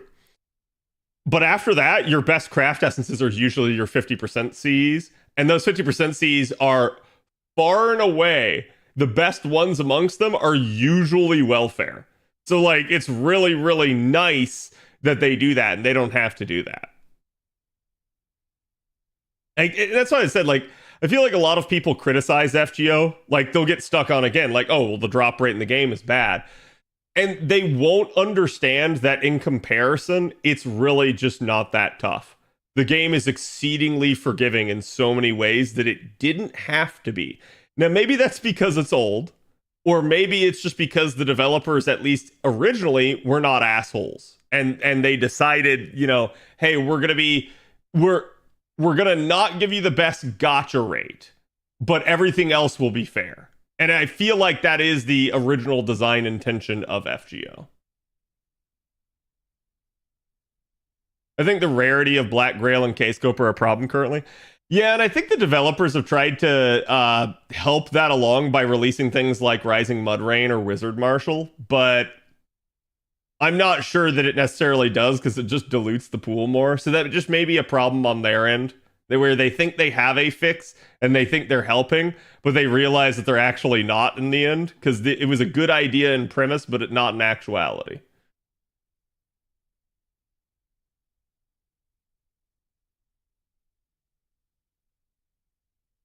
The alter version of characters almost always use the base form animations. Are you talking about an Epic 7 or are you talking about an FGO? Not playing Epic 7 when I failed to get Biken. Oof. Epic 7, yeah. Yeah, like I said, I don't know. I don't really hear very much about it nowadays. To me, I'm sure it exists. I'm sure it's out there, but I think it's fallen a shit ton in popularity. And it's really funny because I'm sure a lot of people would probably say the same thing about FGO, but I feel like FGO is still one of the major ones, regardless of whatever like server you're on. And part of that's just due to the overall popularity of Fate in general. Is it too much to ask for one craft essence of choice a year? I mean, you're literally getting one this year, but every year, yeah, that might be a big ask. Like, don't get me wrong, I'd be okay with it, but I think at the same time they want to at least like have something to root for and roll for craft essence wise. And I'm not going to say that that's the worst idea in the world.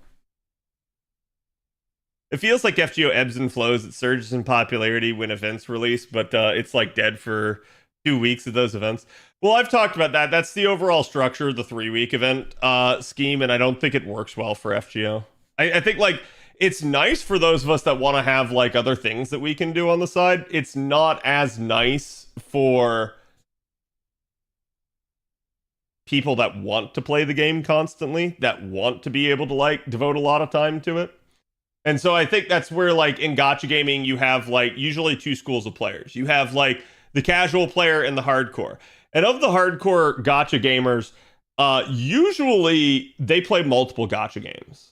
Like I'm dead serious about this, chat. I think I am relatively rare when I say that, like, yeah, I play FGO, and while I have checked out and played other gacha games in the past, I've not stuck with any of them, and my loyalty is only to FGO. And why? Because it's Fate.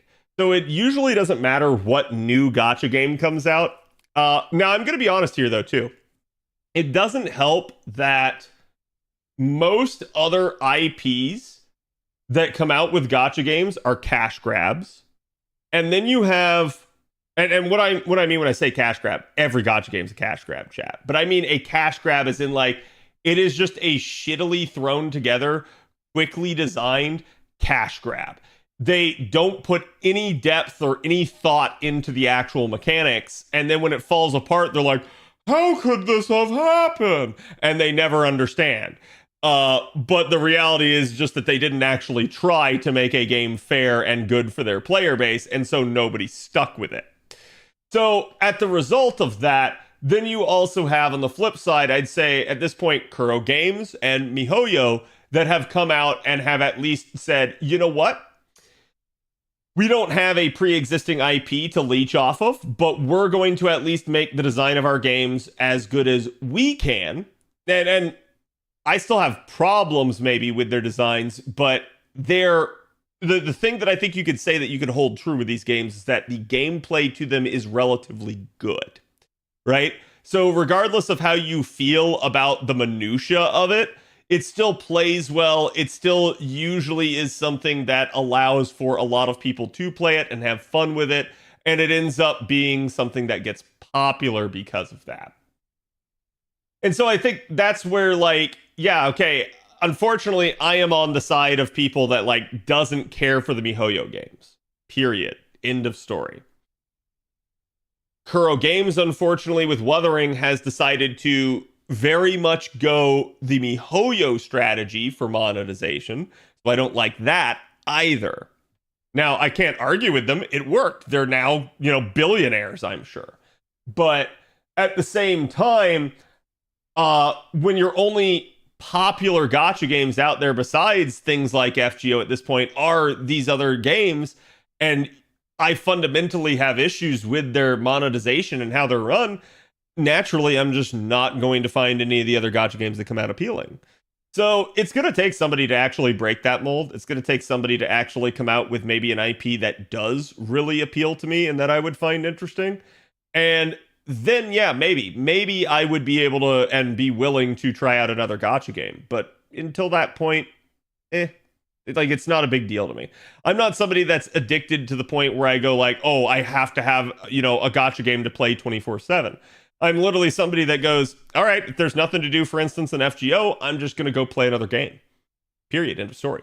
But this is also another thing, too, because I've noticed this, even, in my circle of friends and stuff, that, like, there's a ton of people that just naturally gravitate towards live service games. So, for instance, chat, like I said, I literally just played through and beat all of Riven on Steam. Okay? So, it's not here anymore, but because I already uninstalled it. But so, like, that was me going, hey, I have some free time. Let me go pick up this other game. I had played it originally way back in the day. It's a remaster. Literally went, picked it up, consumed it, spit it out, done. Had a great time with it. Was awesome. I would 10 times rather do that than keep going back to the live service game that's cracking its whip and going, hey, you have these chores that you need to do every day. And if you don't do them, you fall behind and you get anxiety from that. And, then you eventually get pissed off at it and you quit. And then months later, you gaslight yourself into going right back. I don't like that cycle. I don't think it's healthy. I'm not saying like every live service game is evil or anything like that. But I'm going to say if you're realizing that a live service game is pissing you off, stop going back to it. Find some other things to have an interest in. Expand your horizons, right? Like, I think that's actually a good, healthy approach to stuff rather than perpetually going back and then hating your life and then, like, getting really upset over things. How about MMOs? Do you play it too? So, MMOs were my prior addiction to gacha. Chat, I quit playing WoW when I saw that my playtime was 2 years. What does that mean? Oh, Cad played WoW for 2 years. No, chat. My in-game playtime was 2 years. That's when I quit playing WoW. Because I just went like, oh shit, that's a lot of time. Holy fuck. Like, I realized just how much of my life I was spending on those things. Now, as an adult, I've become a little bit more okay with that concept. The downside is nowadays I don't have as much time to play stuff like that. But in a weird way, yeah, I almost crave an MMO again. I almost would love to sink my teeth into one, but none of the MMOs that have come out recently have been appealing to me. So. And yeah, they can be cash grabs as well. In fact, in a weird way, a lot of the gacha gaming scummy aspects actually were first solved by MMOs. Like that's where those concepts come from. And it's really funny because I'm pretty sure where MMOs got it was also in like from real life gacha mechanics, like actual gambling and stuff. So it's really funny to see that like one beast has fed another and it's come full circle. Can you go over what monetization you don't like compared to FGO? I've talked about it numerous times. I probably don't want to go over it because it's just going to start fights. That's why I quit D2. It felt like a chore to play. Yeah, and like, I'm okay with live service in the sense that it's providing a perpetual content environment for players. However, and like, I can go back to Helldivers and say like, at least Helldivers was doing constant updates. And that really was an actual perpetual live service. They were showing how to do live service correctly compared to things like, again, I don't know, like Overwatch or Warframe or like you name it, right? Like any number of these other live service games where it feels like they limp along and they do the bare minimum And you're like, holy crap, like you were getting millions of dollars every stinking month. How are you not pumping content out?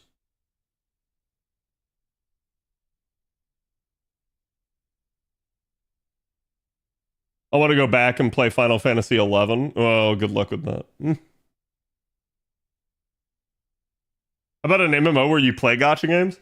Well, in a weird way, and I've talked about this, a lot of people disagree with me on this, but you want to know why Genshin Impact is run fundamentally different from Honkai Star Rail?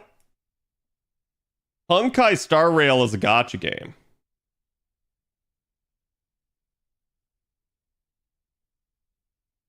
Genshin Impact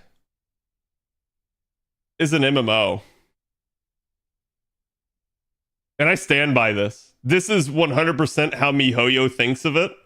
They run it like it's an MMO. That's why you don't get jack shit for your anniversaries and why somehow Honkai Star Rail seems to get way more. It's straight up that. They are running it like it's an MMO. It does have gacha mechanics.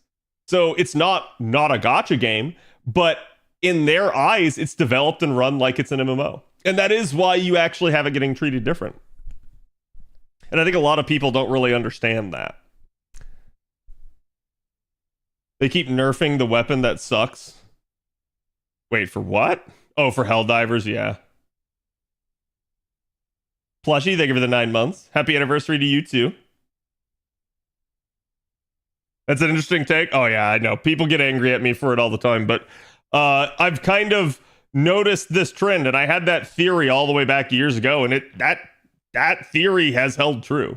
Like, they basically just try to get you, you know, they'll try to tide you along with the occasional event and stuff like that, but it really doesn't feel like they run it like a normal gacha game. Like, you start looking at stuff like Honkai, and you start looking at the pacing that they go for with that and everything, and you realize that it's just fundamentally different than Genshin.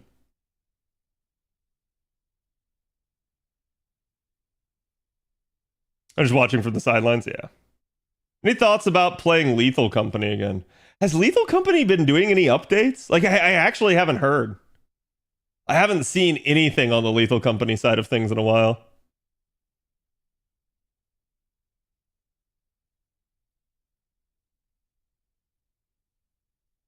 Auction House was the single best thing that was keeping me playing WoW for years.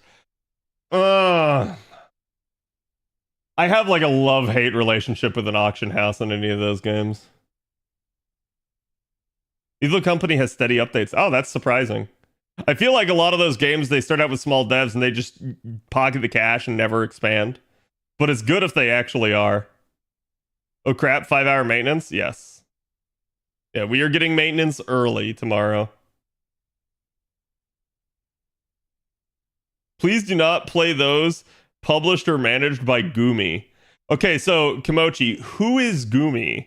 Is that like a Korean developer or something? I've never heard of them before. And why are they so bad? I'm just curious.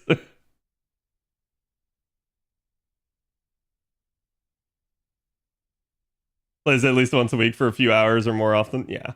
I mean, maybe, right? Like, I'm not going to say no, because we always are looking for stuff to do, like, community-wise. But, like, I don't know. It's a really interesting thing to me to see that, you know, bringing this back full circle, it's like a lot of people just keep going back to these live service games, knowing full well that live service games are milking them. And I don't blame them. It's because they like the actual base game. But they keep going back to it, expecting the developer to do stuff differently. It's like, oh, you know, they've released more content. Things are going to change. No, they're not, chat. No, they're not.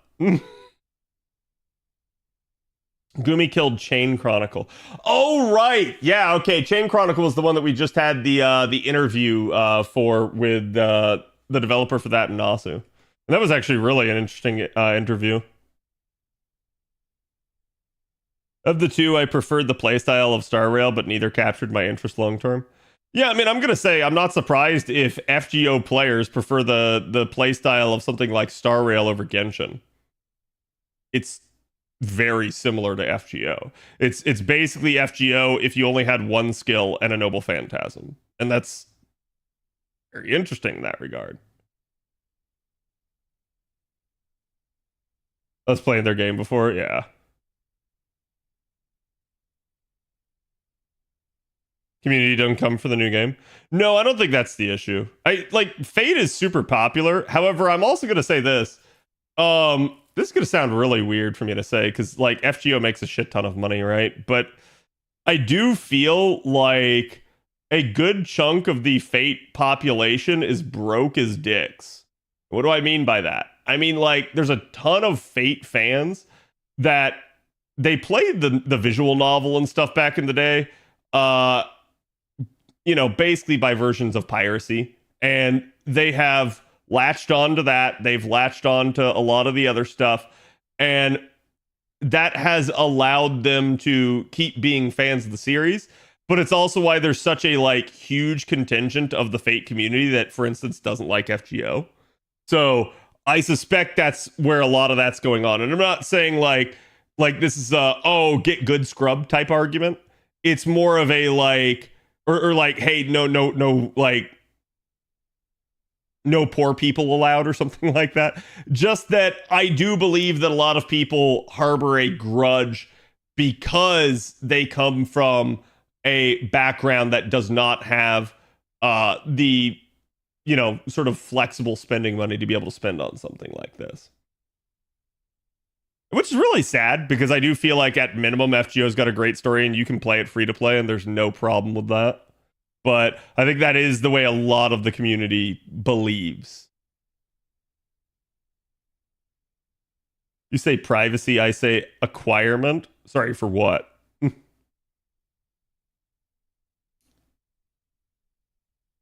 New management was terrible and went downhill with the treatment of players. Oh, yeah. I'm going to say this. I like chat. Looking back, I'm not even sure that the switch from Delightworks to Aniplex was a good change for FGO. Like, we all hoped it was, but I'm going to say things have largely treaded even. Like, and it's because they kept the developers the same, but like, I feel like back when Aniplex was acquiring them, we were all hopeful that this was going to be a like, you know, turning of the page, a rounding of the corner, and that like now we were headed into like, you know, smoother waters, and it hasn't been that. Like it's been pretty much just more of the same.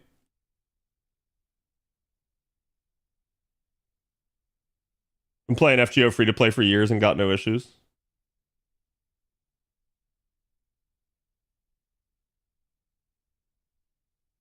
Lightworks abandoned us for a separate project. I'm not upset.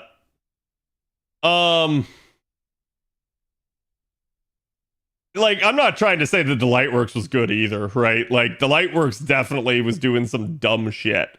But it is interesting to humor the thought process of, like, what if Aniplex had never purchased? Where would we be? Would we be worse than we are today? Would we be roughly the same? Or would we be, in a weird way, maybe even better, right? Like, I have no idea. So, like, it's an interesting thing that we can't answer definitively that question.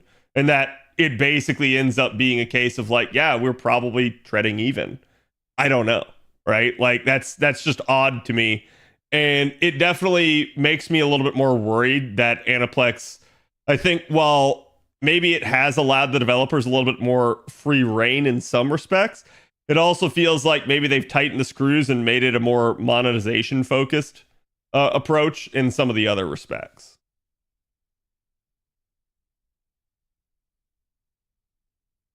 Remember when we thought La Single would mean they would get more money? Yeah. I hear the first year of FGO was kind of rough. Is that true? Yeah. The first year of FGO, especially back then, you know, like everybody goes like, oh, you know, like we've got these systems in place now, like things that are expected of a gacha game. Back then, when FGO first came out, there was no like established standard for gacha games. Gacha games were all over the place in terms of what they had in them. So FGO was certainly pretty rough, and it has adapted over the years. But that first year in particular, we had some really bad stuff. And the devs even went on record as having said that if they did not fix the game within about the first 3 months and get it to where they wanted it to be, that they were going to shut it down. We didn't know that at the time, but we found this out later from interviews. And apparently they did just barely make it, and they got the game where it needed to be after the end of 3 months, and they were like, okay, all right, this has legs. Let's see where it goes. I'm just waiting for a new Fate anime that's not Ilya stuff. I don't know what they're doing on Strange Fake. Like, I think we had confirmation literally earlier this week that they are still, in fact, working on Strange Fake. It's still a thing. It's not dead in the water. But, like, we're all like, okay, why is there no news? Like, you've announced it. I think I saw as well that it's been like a year since the initial announcement of it. So it's like, why don't we even know when the season's going to drop at this point? Like, it's kind of wild in that regard. Yeah, where's Fate Extra? I know. Like, I have no idea. That's another one where it's like, yeah, they came out and like, yeah, we're still working on it. It's still going according to plan. And it's like, okay, but what is the plan? When? Like, this is sort of the issue, and I've talked about it before, with announcing video games well ahead of time. I would vastly prefer if they didn't, because it just gets your hopes up and you demand answers and knowing when stuff is going to happen. And that just puts pressure on the developers. It's better to just not announce it until you're like 6 months out and then be like, hey, 6 months from now, by the way, we've got like a new Fate Extra remake coming out. And then everyone would be like, what? And it would just like, it would almost make the hype even better. No news on Mihoyo? Yeah. I mean, to be fair, chat, I assume we're going to find out some of that stuff here at Anime Expo. But it is like, oof. Like, we're finally at that time of year where we should. And even, you know, on the NA side of things, we're finding stuff out. But we're also going to find stuff out on the JP side of things in the next month here. So, like, that's going to be really nice. We should finally get the Famitsu interview. We should finally end up getting, you know, all the news that comes with FGO's Annie proper on JP as well. So they baited us with Ren and Tamamo VTubers. I assume they're just trying to have fun with it, and like, I'm not gonna hold that against them. It's just like, chat, all I'm gonna say is y'all just need to be patient.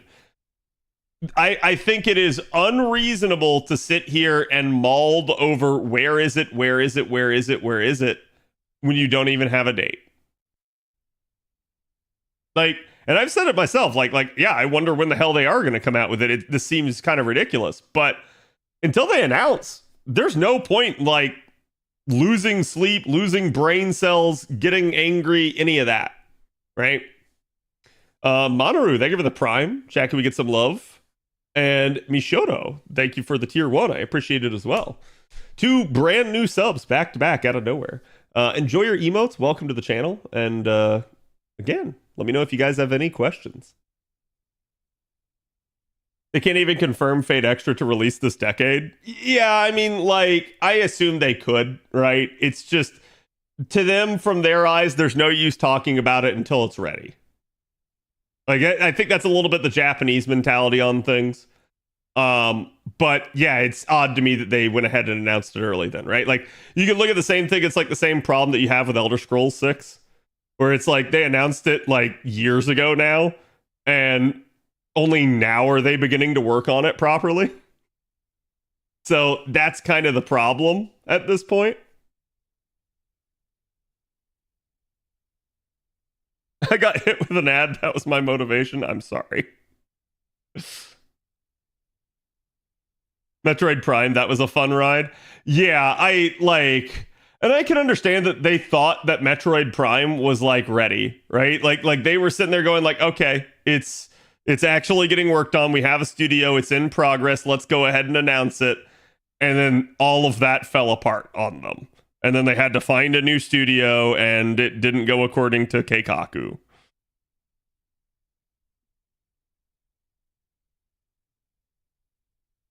That trailer still haunts me? Yeah.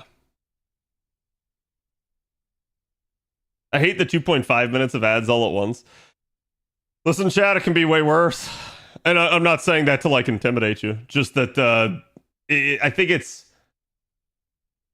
I think it's 5 minutes of ad per hour, so it does 2.5 minutes every half hour is what it's set to. But I could set it to be more frequent, but that would be more annoying. So it's probably better to like at least give you that half hour of clean watch time in between. Cad, do you think the NA anniversary is going to arrive later today? No, we literally know it's going to arrive. Well, so it depends on where in the world you live. But it's literally going to arrive about like what 13 hours from now, as chat pointed out, I think. Wait, no, hold on, not 13. 16. 18? 16.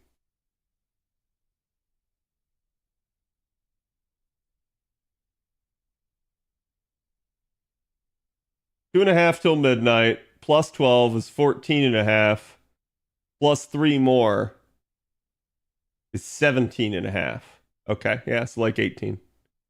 Flaming Ninja, thank you for the follow.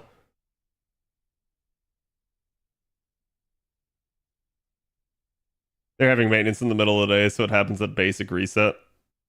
It may happen at basic reset. No. We literally know when it's happening. They actually did come out and announce that.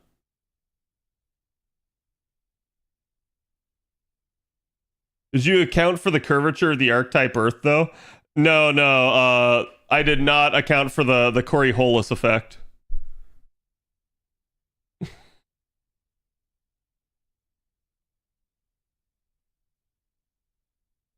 Maintenance starts around when Steam happens, right?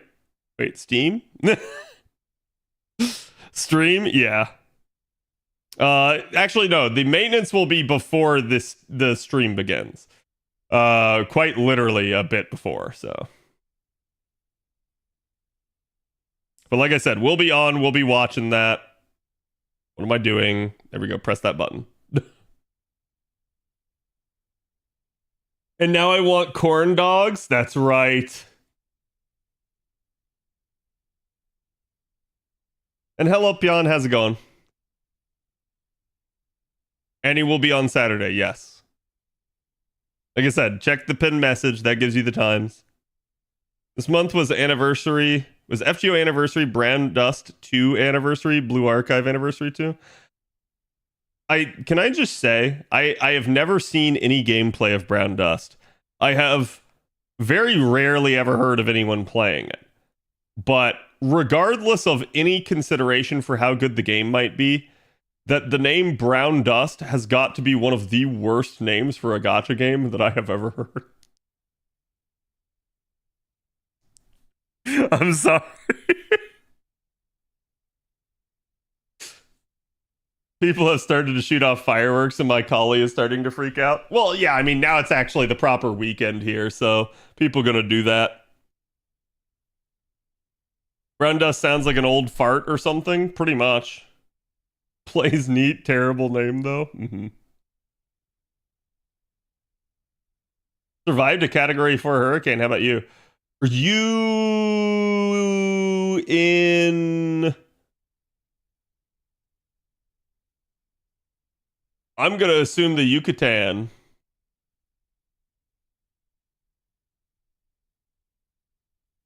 Jamaica, okay. Oof. Well, congratulations. I hope you didn't have too much damage.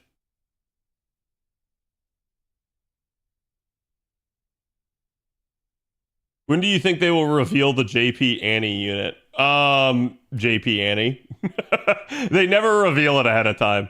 JP anniversary is relatively difficult to predict every time too.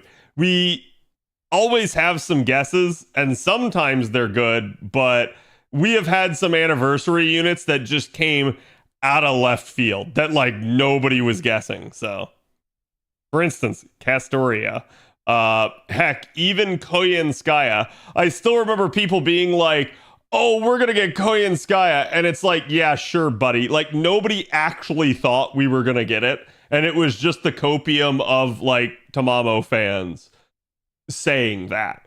So, like, it's definitely been a thing with some of them. But we'll see. I have no idea who the hell it's gonna be this year. I have a couple of guesses of my own, but it could be any number of people. Archimedes this year, I trust. Yeah, maybe. They predict the Annie to be comma alter. Are you sure you're not just manifesting your own desire? That's what that feels like. Seimei? Seimei is one of the guesses for what it could be, but I'm not sure because we kind of need this event to wrap up. And I think regardless, Seimei is somebody that is important enough that he'll appear when they are damn well ready for him to. I just hope it's a new quick support. Honestly, I kind of do too. People have been guessing Seimei for like 4 to 5 years though now. They have, but the current JP event actually does deal with them. Like it is now possible to have Seimei due to the events going on JP. So that's where it's like, okay, right? I'm going to huff Olga Copium until that happens. I don't think it's going to be Olga. I mean, like, I've said that before, though, too, right? Like for instance, the reason I didn't think it was going to be Koyanskaya is because Koyanskaya's character arc wasn't done yet. And then we got Koyanskaya of Light and Koyanskaya of Dark. And it's like, okay, I guess they have alternate ways of doing things. So I do think that they can, whether or not they will is another story. So I don't think they will do Olga right now, but we'll see. Please gender bin Seimei, that would be hilarious. Oh, like I've said, I just want Seimei to be basically Merlin, but with a Fu Manchu. Like, straight up. I want it to just be Asian Merlin. And, like, they are both the same personality type, where they're both just scummy. Chinese Merlin? Yes.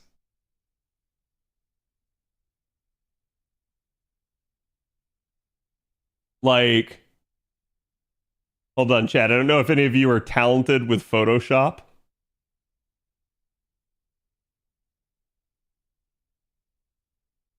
Okay. But, like, here's what I'm talking about. So, we need Merlin, right?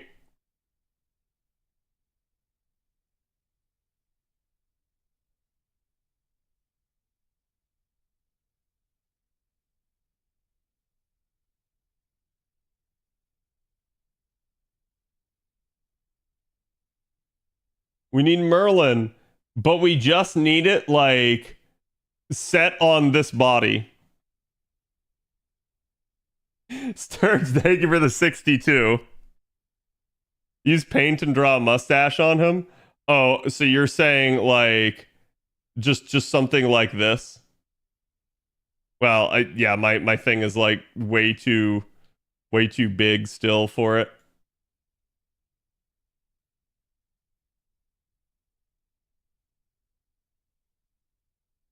But yes, like that, chat. And then you could also give him the, like, little evil, like, goatee as well. Okay. Put it in some AI? Yeah. But what if Seimei was the guy from the Chicken Attack song? Listen, I just recently witnessed the Chicken Attack with the boys episode last week, so... Anime Expo 2 days, my feet hurt? Yeah, I'm sure they do. I hope you're enjoying yourself, though, Power. And Sturge, thank you for the 62. Only if the mustache is fake and it's just Merlin gaslighting everyone again? Yeah, I hope so, right? Straight up. Like I actually hope so. Anyone else getting porn stash feelings from that drawing? Well, again, it's because, like, the actual thing that I draw with has too thick of a line. So, like, I can't do a, like, pencil thin Fu Manchu.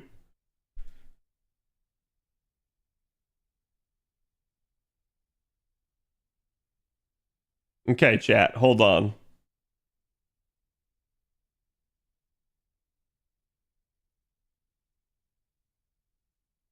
Here we go. Here's what I want, and it's just this, but it's Merlin instead. Okay? Like, that's literally all I want. Is it's just Merlin, and everyone is like, man, there's just something so familiar about him, and I can't understand why. And then, like, we literally just see, like, Abe no Seimei and Merlin meet in the hallway and then just smirk at each other and keep walking by without saying anything. That's all I want. All I want out of this. And it's the perfect idea. Arturia attacks him on reflex. Yes, exactly. Foe just instantaneously hits him. Please is the most perfect cannon now, right? I wonder if FG already has Sao Sao. I think they might, but I don't know if he's actually been like personified in any of the stories. I'm sure he is referenced in somebody's bond lines and something.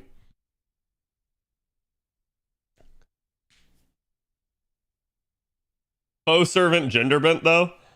Listen, chat, I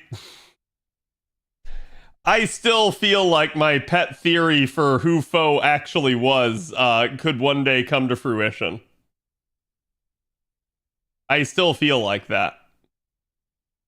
And one day it will happen. And then chat will be like, Sugoi, Cad, so smart. What theory? The theory was that Foe was actually Proto-Merlin. But the problem is Foe's a male, at least as far as we know. So we'll see. I wonder if FGO has already had, how much present box space should I free up for anniversary? That's up to you. I would definitely make sure you have a good, like, 20 slots at minimum, just to be safe. But I don't know, right? The issue is you're going to be getting stuff over time, so don't expect it all at once. Seime's reference in Murasaki's voice lines. We literally like get to talk to Seimei in 5.5, so he could be gender fluid. I mean, maybe.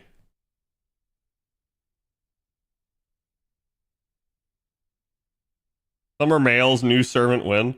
Listen, I've told you guys this before.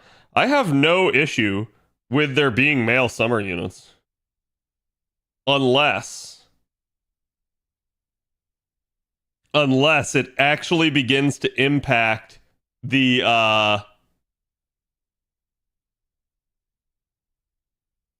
amount of female units we get. The second we start getting less female units to have more male units, I'm against the idea.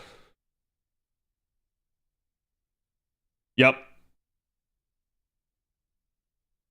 It'll be on the male summer banner, it's fine. We get it, Cad. You hate men. Yes, I hate myself. How did you know, Kaio? A true feminist, yes.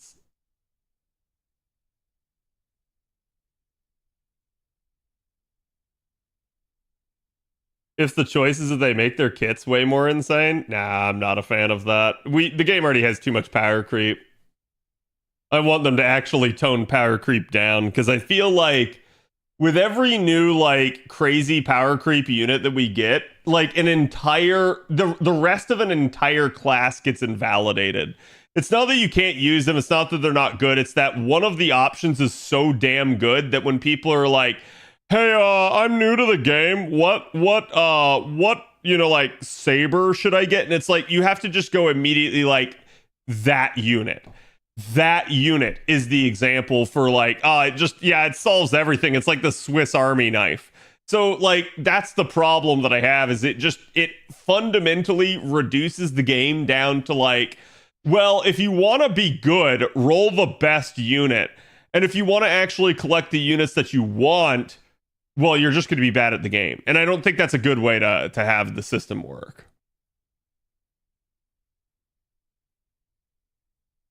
Happens with all gachas, people really only care about what's meta. Yeah, to a degree. Yeah, what do you think of them doing very similar NP animations like the T-posing or making NPs jump to third ascension and no animation? I feel like they definitely should be doing better on that, but I am also going to say that to a degree, FGO is better than most other gacha games, because most other gacha games just have a single canned animation for stuff. FGO usually does have multiple. But I feel like they can do it a little bit better because, again, most of their gacha games at this point are 3D and FGO is 2D. So while it is 2D, with it does have 3D assets sometimes, but it's primarily sprite based. So if you're going to be sprite based, I feel like there's really no reason not to go a little bit more on the animation side of things, but we'll see. What archer should I get? A berserker. Yes.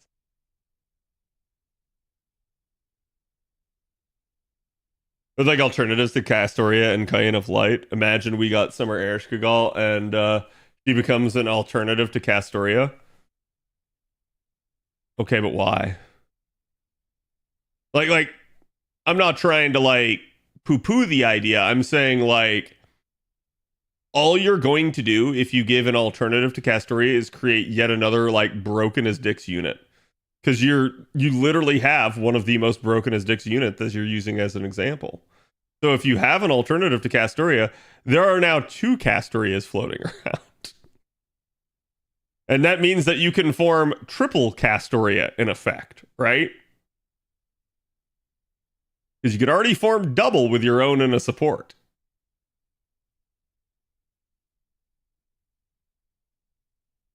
How do people decide what the meta is? I've been collecting the ones I want, but I never really got meta. I know I sound dumb, but I'm curious. So in FGO, meta is more of a like quotation mark term.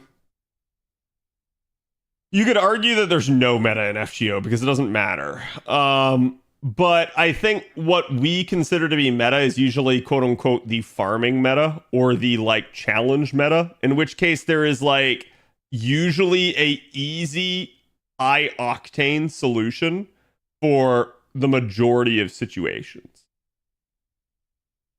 So like meta in farming is usually a Koyanskaya setup or a Castoria setup right now. Those are just really strong. You do occasionally see people that, yeah, like, hey, I can make it work with quick, or like, hey, maybe we're doing multiple damage dealers, that sort of thing. But that's where quote unquote meta comes from, because it's the commonly used, easily applicable solution to a lot of problems. The 3-turning meta. Yep. And I can answer as to why 3-turning is meta easy. I think some people don't get this. 3-turning is meta because of time. Nobody wants to spend more time than they have to. People want to move on and do other stuff. So always been meta for that reason. Are there campaigns that reduce the price in QP nodes? Yes. We're not going to be getting one this anniversary, though. But there are times that does happen. What we need at this point is quick Castoria. In theory, right? I'm gonna say it doesn't have to be the exact same as Castoria, but yes, to a degree.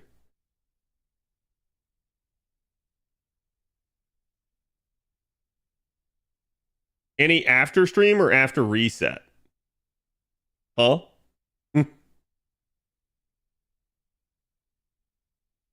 What do you mean?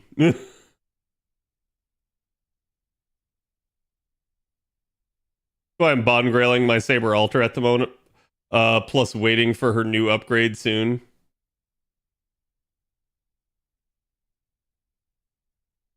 Max bond 15 at the moment. Yeah, it's really funny because I'm sure a lot of people are like, "Oh, Cad, you're the big saber face guy. You have all of your saber faces worked on. You've used them a shit ton. Why aren't your saber faces bond 15?"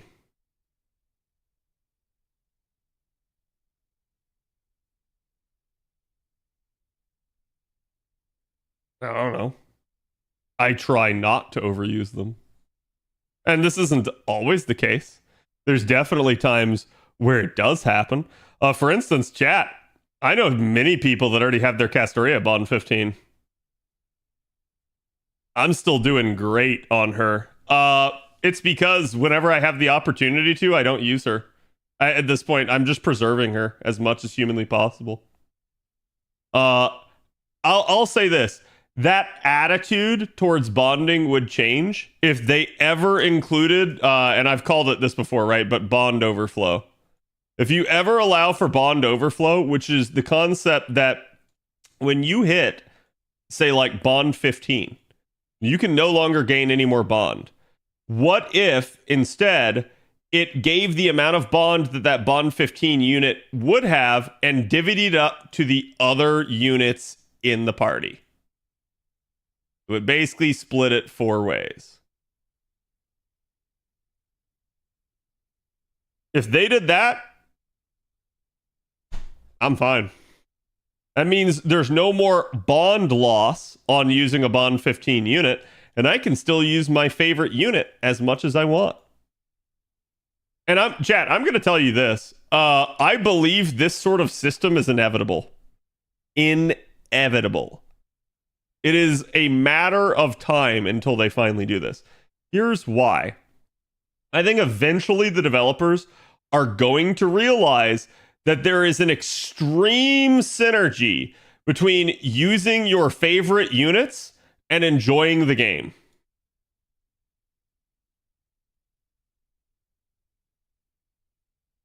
Okay?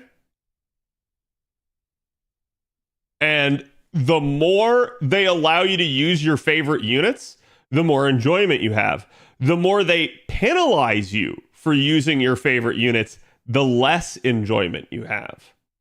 So I don't know which will come first. An expansion to Bond 20 or bond sharing. But I'm going to tell you that this sort of thing is almost inevitable because their current mentality is we are not upgrading to Bond 20. And that's that.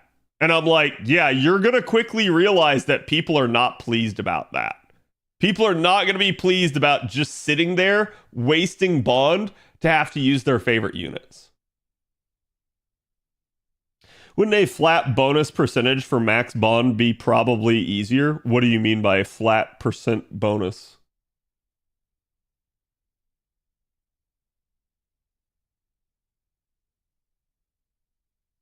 Like, I don't care how they do it. I'm just saying they eventually, at some point, are going to have to come up with a system in which you're not penalized for using your favorite units over and over again. The whole reason they want this is because they're trying to incentivize you to roll for other units. The problem is, who this predominantly affects are the supports. And they can say and do what they want, right? Someone like me has the capability to absolutely draw out Castoria and not have to use her constantly because I have all the options in the game. The majority of players don't. And at that point, oh, hey, don't use your Bond 15 Castoria. Okay. Sure. Like, they're just going to keep using it. They're not going to roll for another unit. And I've talked about this before, right? Like, there's just no way in hell, even getting 30 courts per extra bond level here, that pays off for you in the long run. Rolling another unit is literally not worth it. So.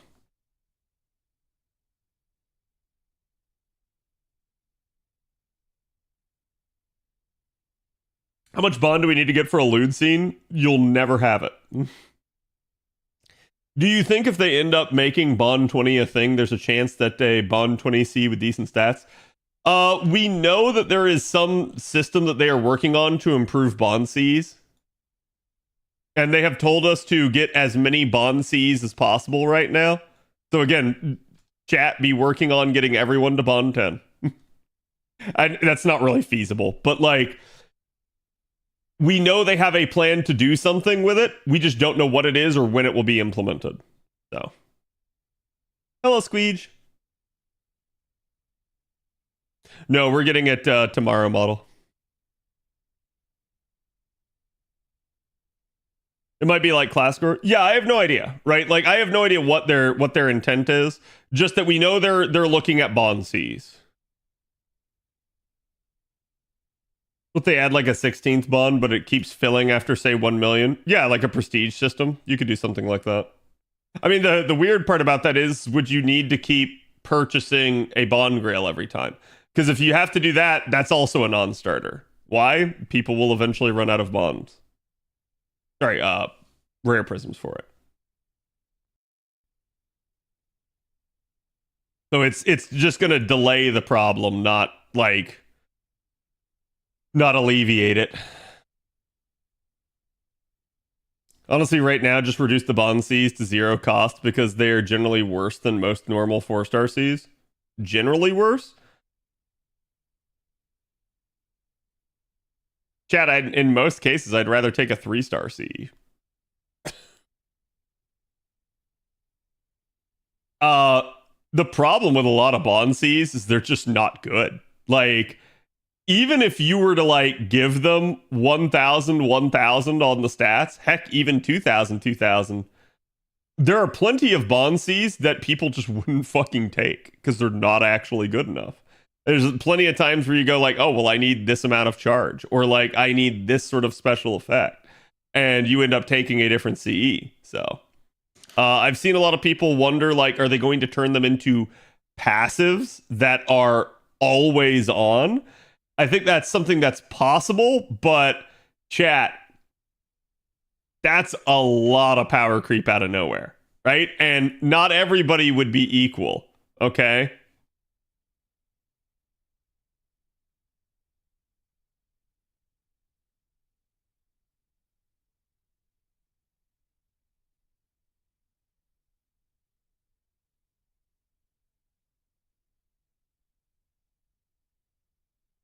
Because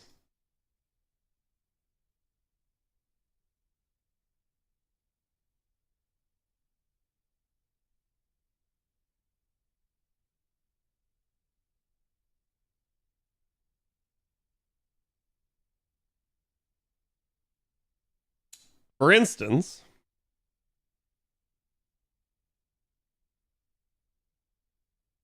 why did this go to Aurora suddenly?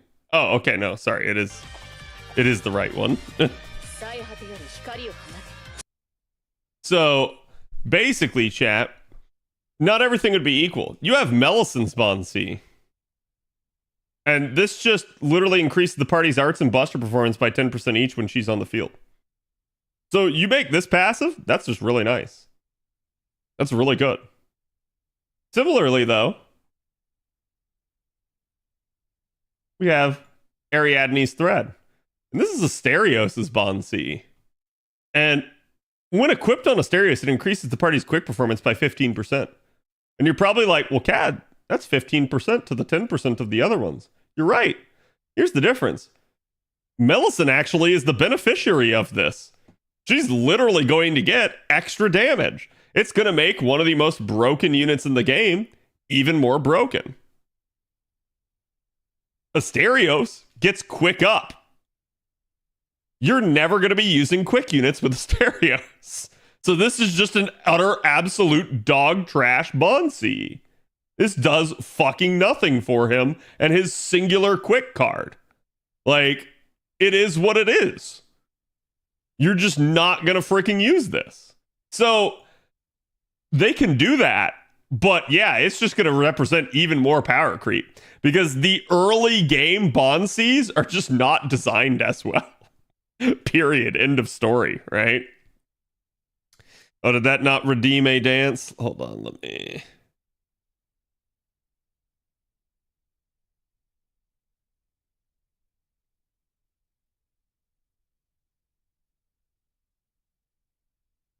They need to upgrade some of the Bond Cs really hard. Yeah, they would need to actually just straight up go in there and just change some of them, I feel like, because some of them are just not well done. In fact, a lot of the Arturia ones are just straight up like attack up, so they would be okay. Yep. So like, that's actually not bad, because that's just everybody is the beneficiary of this. But like... yeah, some of them not so great. Would Jekyll's Bond C be bad for him? I'm gonna be honest with you, I don't remember. I don't remember what his is.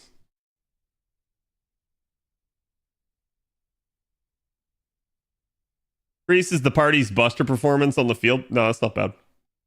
That's not bad at all. Because again, he's got double buster cards, and he'll be a berserker at that point. So yeah, Summer and Hercules are big winners. Oh yeah, Herx is just stupid.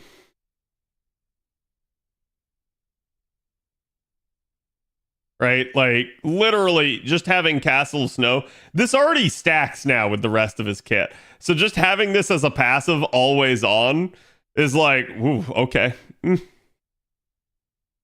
like I said, I've seen this as a possibility. It is definitely something they can do, but it is very much going to be a case of the rich get richer. The poor get poorer. The gap widens if they implement this.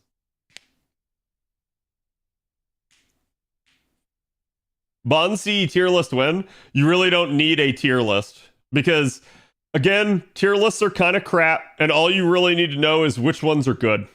I think if they ever came out with something like that, I would need to totally reevaluate how I felt about Bonsi's anyways. So it would definitely be a thing. Someone's asking Kiara Summer. I think hers is stackable guts as well. Yep. Yeah, 100% HP. 100% HP, which is really dumb. However, it also reduces the entire party's max HP by 1,000. It's one of the few that actually has a demerit attached to it, so there's that.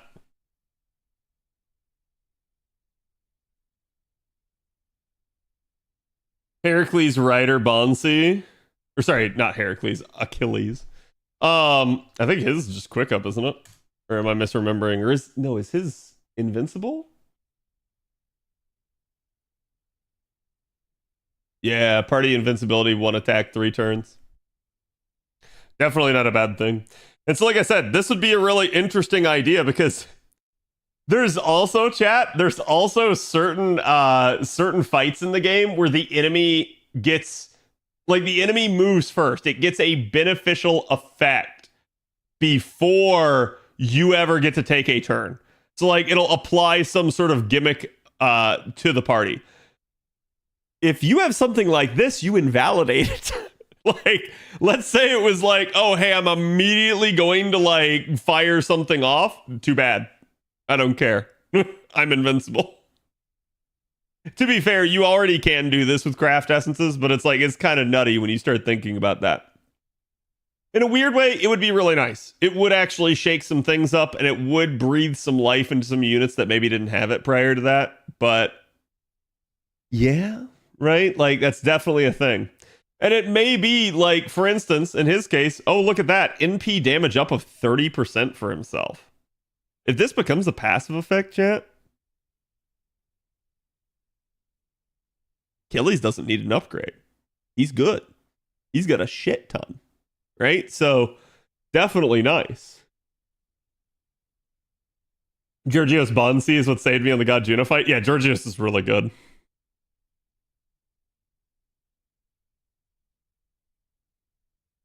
Rashes as a passive be a cleanse and a heal when he NPs. Yep. Yeah, it would really begin to change the way you think about certain units. And you would have to start considering this. So whenever he dies, recovers the party's HP except for himself by 5,000, removes the party's debuffs except for himself. Transpace, thank you for the 27. Any hype in more ways than one? Indeed. Kuku has 30% NP and Tiamat has 5% party charge a turn. Yep. Yeah. Yeah. Like I said, some units have some really ridiculously good ones.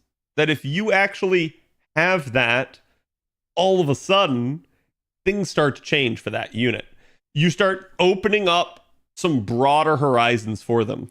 The problem that I have is, like, yeah, let's say you take a Melisson, Tiamat, Kukulkan. If their Bonsi is anything even remotely good, they just get even further better than the rest of the pack.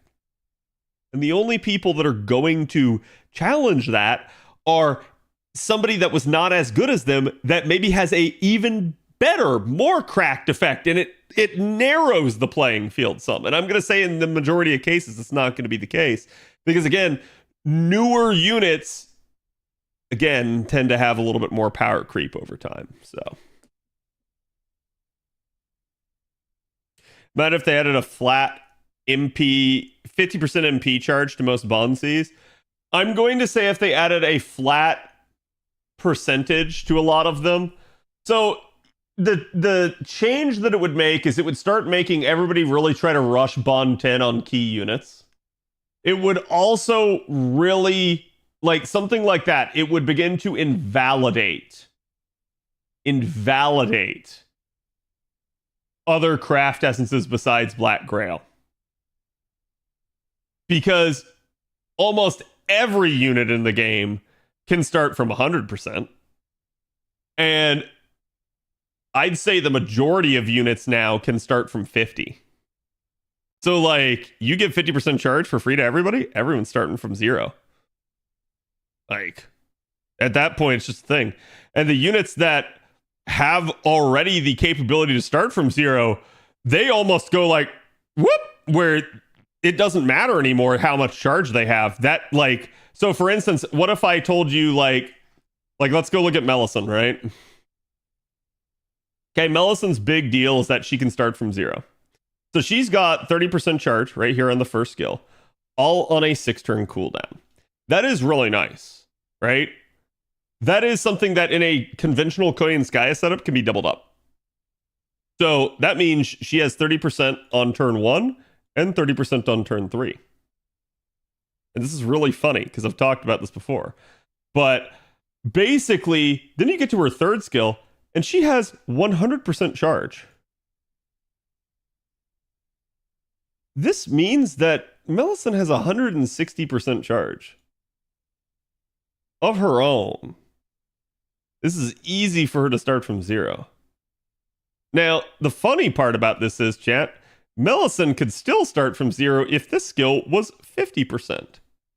This means that she is already wasting 50% of her charge. She just doesn't need it. She can get the job done.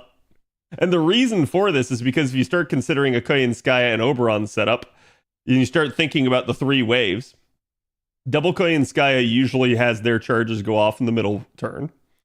Oberon's going to have 70% on the final wave. So this is your standard setup. Well, we already know Melisson has that 30% charge on the back end. So if she popped this third skill here, turn 1, and it was only 50%, she would have that 50%, she would have an append, and she'd have her 30% skill again. So literally, she can start from 0 just right there from that. She's already 50% too much charge. If you were to add 50% free charge, guess what, chat? She's not 50% too much. She's now 100% too much. She literally does not even need that skill. This third skill becomes a big bunch of nothing. And this is funny because it's already the case. If you ever in an event with a 50% CE, you start out Melisson with her append, you do her 30% charge, you do double Koyan Skya, and you basically do her 30% charge again with Oberon, and that works. You never need this third skill. So what you do is you start Melisson out in her third ascension and basically end up just using this, and it actually gets you more NP damage. This means that every scenario would become this. You would always just use Melisson in Ascension 3. So, in a weird way, more of her charge would be wasted, but because she's still just such a fucking cracked unit, you would just now always be in the scenario where you get to double the skill up.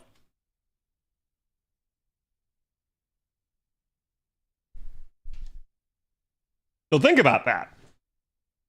But then I could take someone like, for instance, Lartoria. Okay.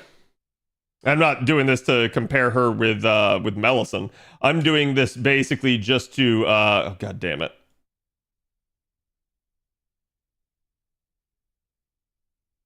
Thank you, me. Me being smart. Oh, this is Lancer Alter. Good lord. There we go. So, I take someone like her, and she has 50% charge on a 6-turn cooldown. So she gets that turn 1 and turn 3 in our 3-turn setup. She's got an append. She also refunds 20% charge every time she NPs. Unfortunately, due to the weird Koyan Skya setup, these block charges don't matter. So like there's nothing you can do to actually make this work out. Like you're basically sitting here going like, okay, well, now I'm overkill on wave 3, I'm overkill on wave 2. All I need is 30% here, but you can't do it. It doesn't actually work. The Lartoria is actually like 10% shy, and this is also why if you give her even a single source of overcharge, she works. The hilarious part is when you start considering this, she can have an append, she can have 250% charges, and she literally across 3 turns also gets 2 more 20% refunds out the back of her NP. How much charge is this, chat? The exact same amount of charge as Melisson. But this unit can't start from 0 right now. Not without help. Which is really fucking hilarious and bad. But I've talked about this before, and this is the concept of wasted charge, and it's really stupid. All of a sudden, this unit starts being able to work from 0.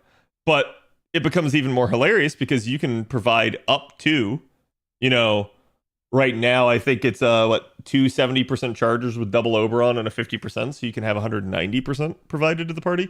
Conventional double coin Skya setup ends up being about 170%. So in that regard, she's already 30% over what she needs. Just flat out right there. Okay? Wait, it's 30%? Yeah, 30%. So we start adding this sort of scenario into play, and it just means even more of her charge is wasted. She now has the benefit of being able to start from 0, but yeah, even more of it gets poofed. So the units that either already can start from 0 or are super close, adding something like that puts you in a scenario where they're almost penalized for having too much. More of their like kit of their, we used to call it itemization, right, on gear, but at least in MMOs, more of their kit's utility could have been spent on damage and increasing that rather than their charge. And so this, hey, I'm like a 100% charger, actually becomes a problem because units usually that are designed to have a lot more charge usually are kept lower on the damage. And now you've screwed up a lot of the balance. So I don't think they do something like that. I don't think they ever go to that extent because in a weird way, it would just mess things up for a lot of units. If they made them toggleable, if you still assign it a cost to the passive, would that help keep it in check for the most trouble being 5 stars? If it becomes a passive and it has a cost, I mean, that'd be an interesting choice. But I'm going to be honest with you, I'm going to say I feel like most people, especially with 5-star units, would keep it toggled off then. Because whenever you're using 5-star units, you're usually using 5-star supports alongside. Party cost starts getting really tight then. And so it would basically lead you to a deliberation of actual like damage and value added. And I feel like the Bonsi would be adding the least. And so you would just turn it off. Now, it'd be a way of squeezing more out, but I'm not sure that would help the Bonsi situation at that point. Like it maybe, right? That's a difficult one to predict as to how it would actually perform.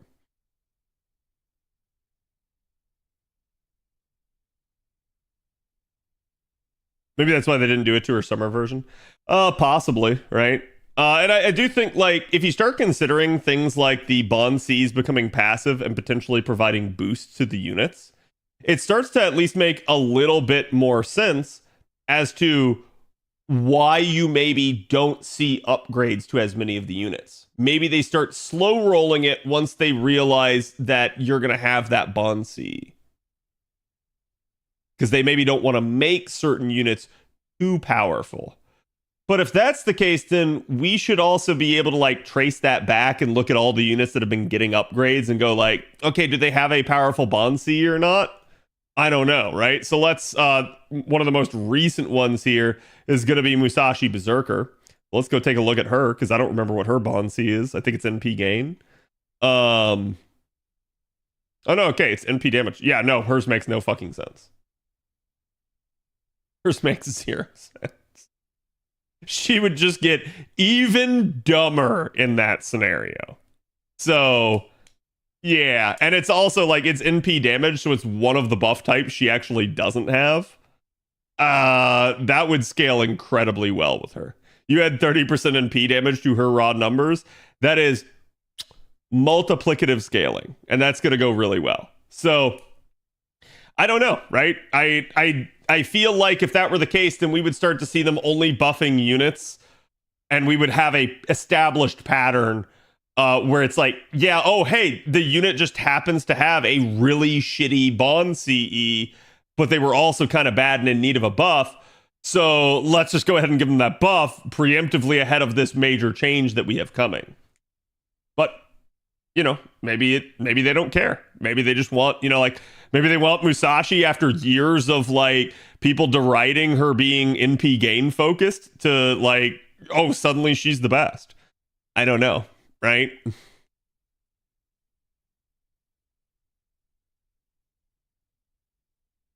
Every looper is 50% or 100% charge. I mean, in that regard, like, just humoring that possibility of 50% starting points, yeah, God, like, every arts unit at that point would become a Black Grail looper. That would be a non-question. It would really only be your, and honestly, most quick units as well. It would really only be certain buster units would be left out at that point.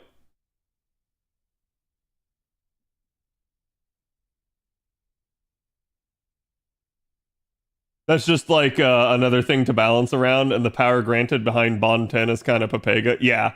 So, like, I don't know.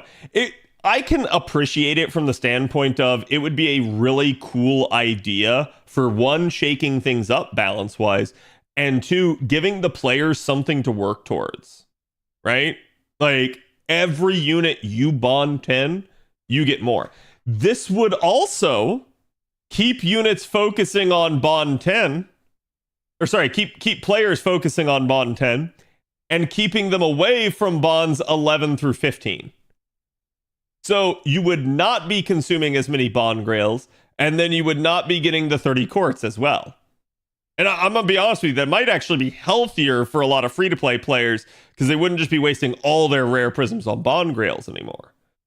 But in a weird way, you still would, because you'd go, well, now I have my powerful unit at Bond 10, and if I ever want to use them again without wasting it, I need to slap a Bond Grail on them. So, I don't know. It's an interesting idea, to say the least. Apple, thank you for the follow. Welcome.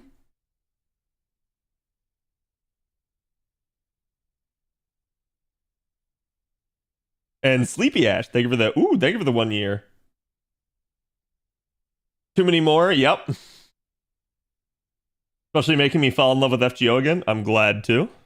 Like I said, these are interesting ideas, and I don't mind talking about this. I would much rather talk about the hypotheticals of what could be than, yeah, I don't see the devs doing X or Y, because I feel like that's all the community has dwelled on for the past like 3 years now. And I don't know about you guys, but I would much rather talk about prospects that are cool and intriguing than doom and glooming, right? I feel like that is a better approach overall.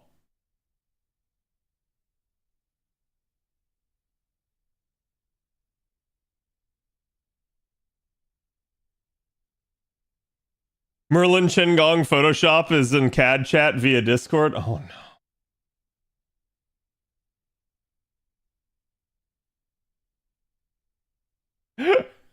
What the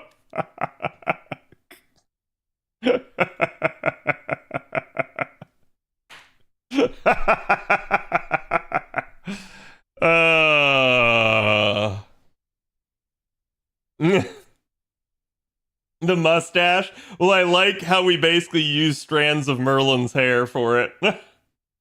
That's a well played. It's Seimei, yes. Normal mage, not suspicious at all. It's the combination of extreme scum at that point, right? You've got You've got Asian Merlin on Chen Gong's body.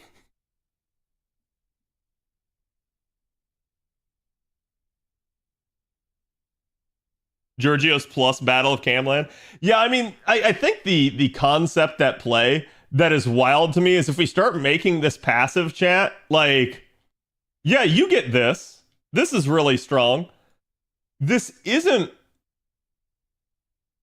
like blocking you from using another craft essence. So like, you get this plus a Black Grail. And you start thinking about this, and you're like, oh my god, what the hell? Like, that's why I say, like, it's making the Bond CE effects an actual passive is a really intriguing idea, but I'm like, oh my god, that I almost am terrified of what that would do. Because it would just really, like, everyone would have to reevaluate how they feel about every freaking unit. And I'm not going to say it's a bad thing. It's terrifying for me as a content creator, right? Because I usually have a really good handle on where everything is and everything stands. It's, chat, it's exactly the same way that I felt when I found out about the append system. And I said, oh shit, just because of mana loading alone, I now have to completely rethink every unit in FGO. And that gave me like a panic attack. Because I was somebody that, like, you guys know, like, I like to be very knowledgeable on the game for you guys. And it was one of those deals where it's like,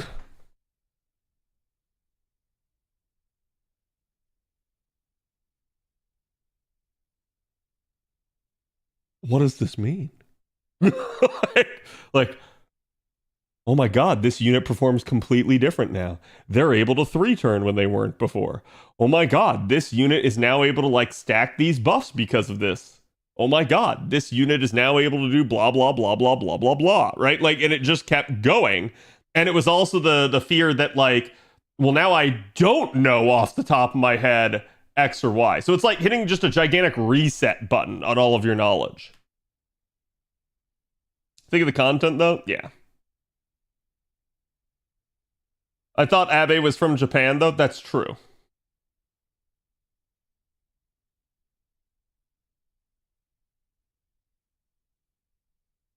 How many CEs, to be honest, that are this unique and not generic increased card performance out of the current roster? Well, here's the thing, okay? Obviously, something like this is strong. But even when you consider generic card increase, right? I don't know if this will come up with her. I believe it does, yes.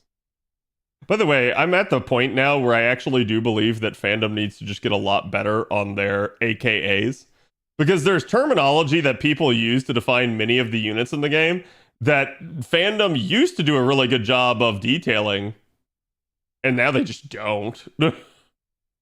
But no, I mean, like, I feel like a lot of them are going to be just a generic attack up or card type up. That's not a bad effect. That is just straight up, like, for instance, Squirtoria's case, just increase her damage 15%. That's the easy way to look at this. It doesn't work exactly like that, chat, but, like, that's the easy way to think about it. This character just got a percentile stronger in every way. And that's just good. Like, flat out.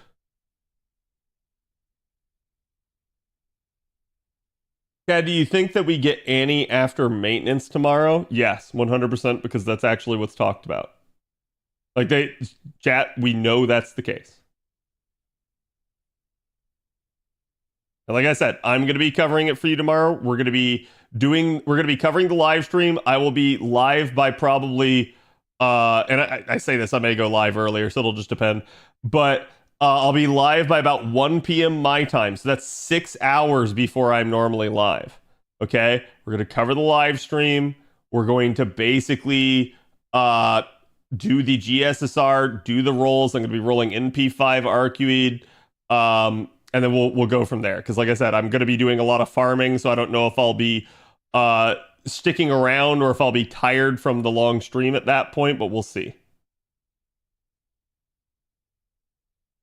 I think I can see the impact now when stacked on a team of 3 in the party. Oh, I mean, like, I'm just focusing entirely on that specific unit. But yes, absolutely, this is just going to power creep even more stuff, right?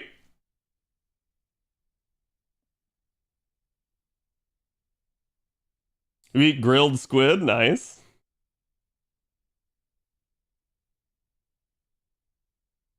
Need MP5 arc for the Saberface runs? No, I'm just grabbing MP5 arc so I can just throw her in a node and forget about the node.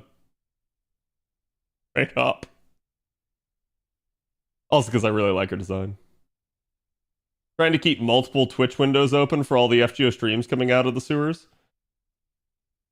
I mean, Dad, I'm going to say this, and this is going to sound really bad, but I do believe you should support other people. I do believe that we don't have a community without it, but I'm also going to say that I don't really care too much about people that only show up to stream FGO during the anniversary.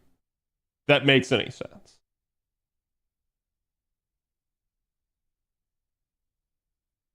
Because that's just bandwagoning. And we see this kind of all the time in that regard. People that don't care about FGO normally and just want to like come and leech off of it while it's popular. It also sucks when you have units that just have a better version of the Bond C like Gil. Yeah. Yeah, and that's what I'm trying to say. It's like the Bond Cs are not equal. Some units just have stronger ones.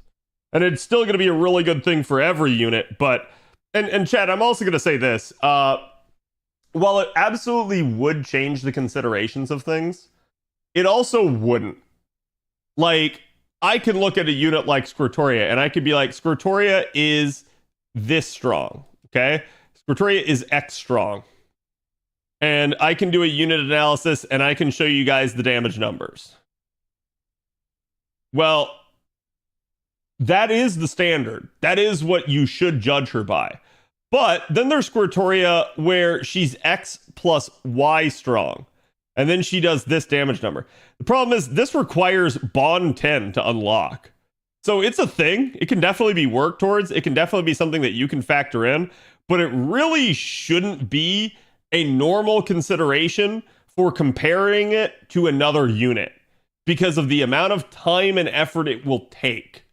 So, like, in that regard, yeah, well, I think it's a thing. It could absolutely shake things up. I think the appropriate way to think about it and treat it would be it is a nice boost if you unlock it. Because there's going to be plenty of units that you don't. Like, chat, should we sit here and should we go, hey, you know what? D-Armut is X strong or D-Armut is X plus Y strong? Where Y is the Bond C. The majority of people are not going to have D-Armut at Bond 10. So to me, this is a just absolute nothing burger. You just do not bother factoring this sort of thing in for balanced comparisons and consideration. Because again,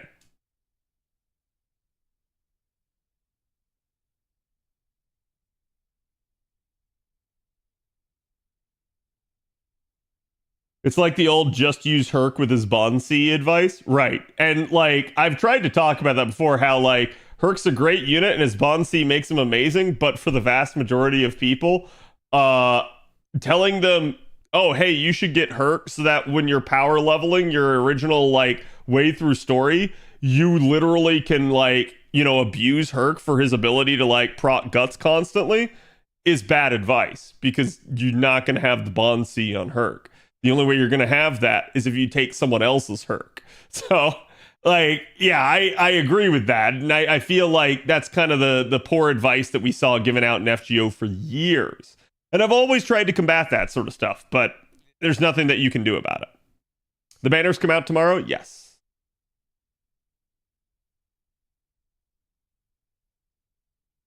I think it'd make the devs make future fights harder.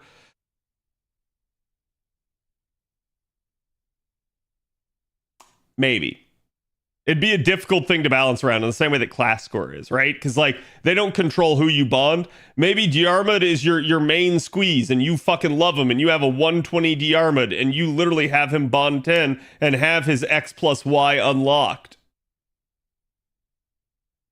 How do you balance around that versus just a normal like level 90 unit or like heck a normal level 70 unit? Right? Like that's where like that sort of stuff's difficult for them to do. And they have set values in mind for like, hey, this is like level 90 content and we know number values need to be around, you know, X or Y range. And that's why. So when's JP anniversary? I believe they just recently had the announcement, didn't they, chat? Wasn't it like August something? Or like into July, sorry. Is it August?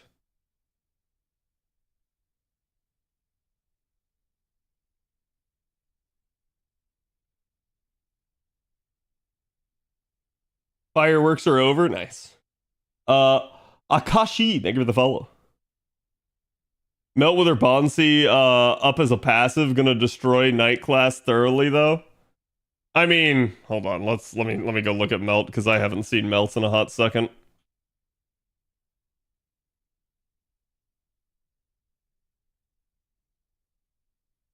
This doesn't make her any better against Night Class. Like, don't get me wrong, Melt's not a bad unit, but this isn't gonna be one of those scenarios where you take Melt against the Night Class because like she's your best option. No, you're not gonna do that. You're gonna take Melt against the Night Class because you're just wanting to flex how strong your Melt is, right? Like that's all it is. Otherwise, it's gonna be like, oh, is this a Lancer? Yeah, you're not taking Melt. You're just taking a Saber.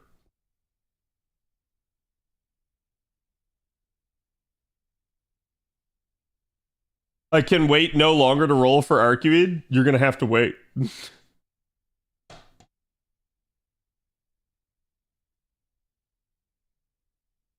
Hello, Czar. Fireworks are never over. Not if you don't want them to be. You're right. I do that just to flex my Melt. Yeah, and that's like the reason I know this is the case, Chad, is because I've watched people say this like all the time. They're like, "Oh, I've been able to take my Melisande against like even sabers," and I'm like, "Cool, I can also do that with one of my OP as Dix units." Like, it's not a big issue. It's just you flexing, like, and you'll see people and they'll act like this is something that can't be done with another unit when the reality is it can, and they're just flexing their favorite. I said F you? No, F you. Hope you're having a wonderful day. I am. How are you doing, Goo? Imagine the power of Asterios with 15% quick up. Yeah, that's literally what we were pointing out earlier, right? Like, really wish that a low star 120 had comparable stats to a 5-star. I mean, they do to a degree, but like basically everybody has their various different like leveling curves, right? But at the end of the day, after like their max level, whenever you grail them, they all ascend at the same rate. The only difference is, again, like it's linear, right? But the only difference is, yes, like a 5-star is going to just have that natural, you know, first 4 stars of advantage. Where they just had naturally better stats and a higher cap before they started scaling linearly. So it just ends up not being the same thing.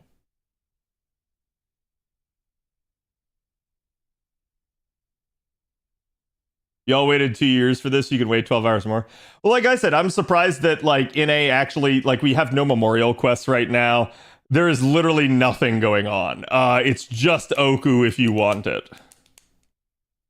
140 level cap win. I've theorized the possibility that we might have a 120 level cap in the future. So this would be the concept that every unit just gets a 30 additional levels automatically. So like your 5-stars go from 90 to 120. Your 4-stars go from 80 to 110. Your 3-stars go from 70 to 100. And again, your 2-stars and 1-stars go from 65 basically and 60 up to 90 in effect. And then people have been like, oh, well, what happens if you have grails? And it's like, the grails are just always there. So, like, basically, you don't ever lose the benefit. If you already had a 120 unit, their new cap would be 150, in effect.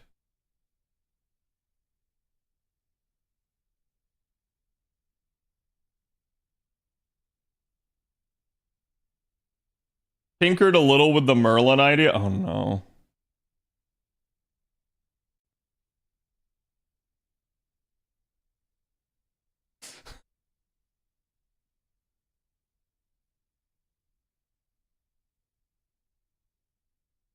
Yeah. Yeah, I could see that being Abe no Seimei. I mean, other than, yeah, again, he is Chinese in origin, but straight up, like, peak art, yes. What if he was Quick Merlin? I'd be okay with that. I have no problem with them actually adding a quick variant of like Castoria or Merlin. The only issue I would maybe have is like, do we really want another unit with solemn defense in the game? But besides that, like, I have no issues.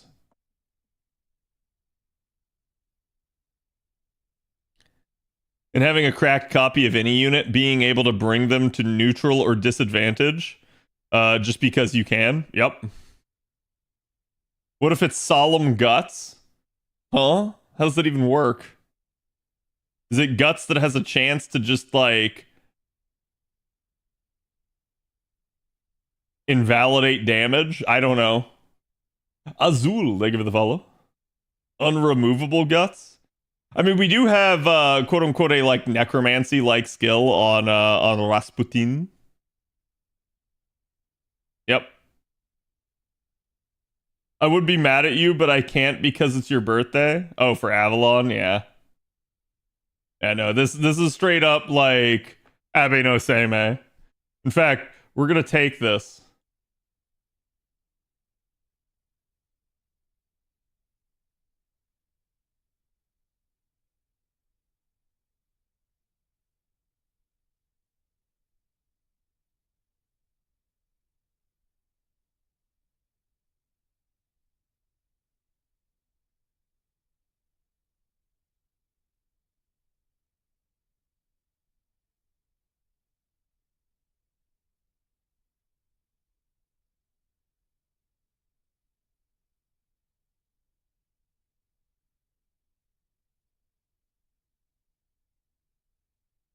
There you go.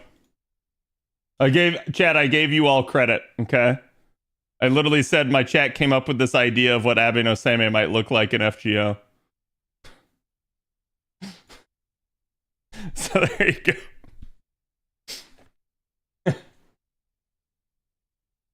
go. They could always make Abe no Seimei a chick. They could. They absolutely could. It's beautiful. I know. I'm sorry. It's just nightmare fuel at the same time. Just imagining that there's just more versions of Merlin out there. Just Lady Avalon, Abe no Seimei. Mm-hmm. But you could also just give him like black hair instead, which may just make him look demonic at that point.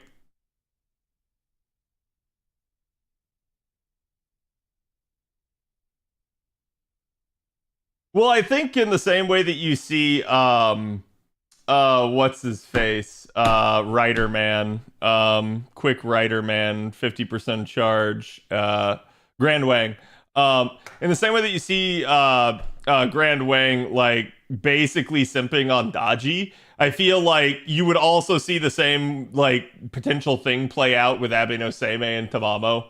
But that would be an interesting thing if they wanted to go that route.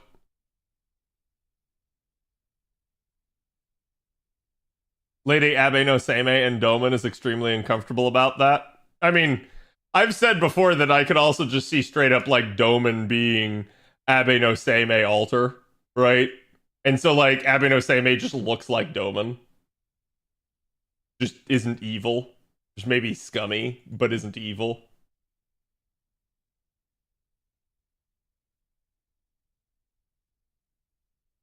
Merlin demonic Nani, yes. Doman pretender Abe no Seime.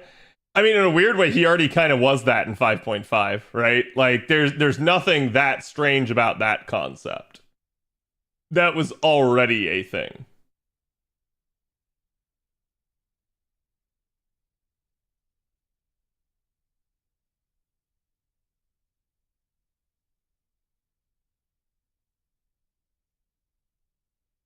The Incubus is demonic? What? Yeah, no, I mean, that's just a thing in Merlin's backstory in general, right? So, like, I'm not surprised. How do you think they would bring Dodgy? Would she come as a beast class?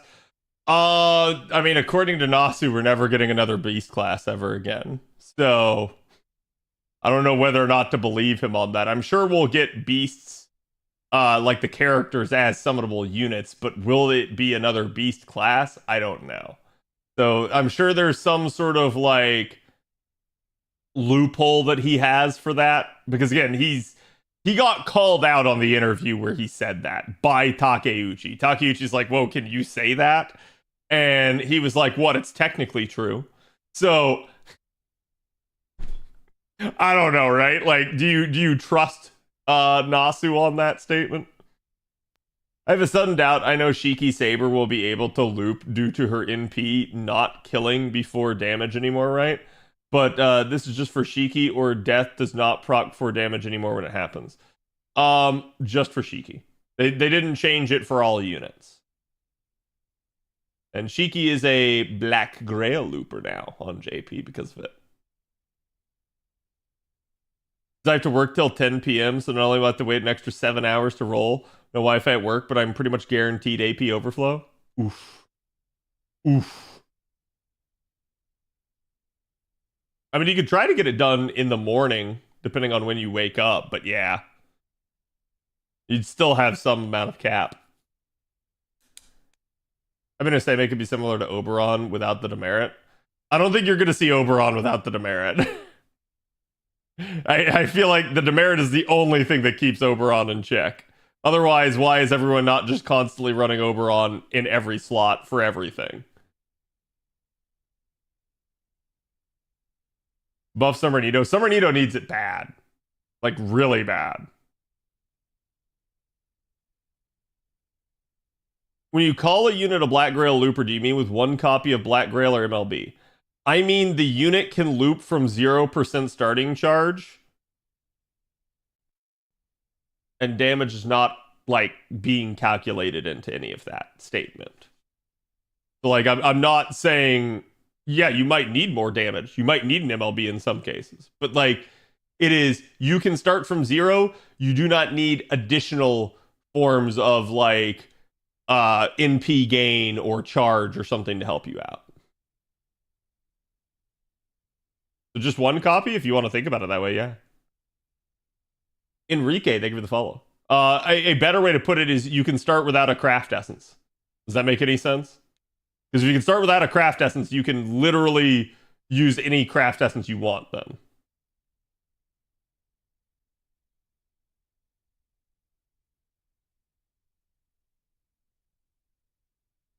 Can they please give Arthur an MP buff? His hits like a wet noodle. They will, I guarantee it. I have no idea why it's taken them this long. I'm just gonna say they're probably saving it for a very important, like, synergistic event, but I don't know why it's taking as long as it is. But yeah, no, he absolutely does need one.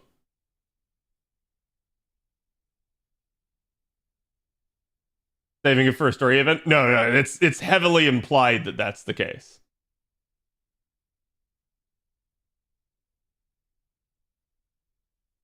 What buff makes Shiki a Black Grail looper? Her most recent one on JP. It finally changed her over. Could see all 13 seals being unleashed for Arthur and P upgrade.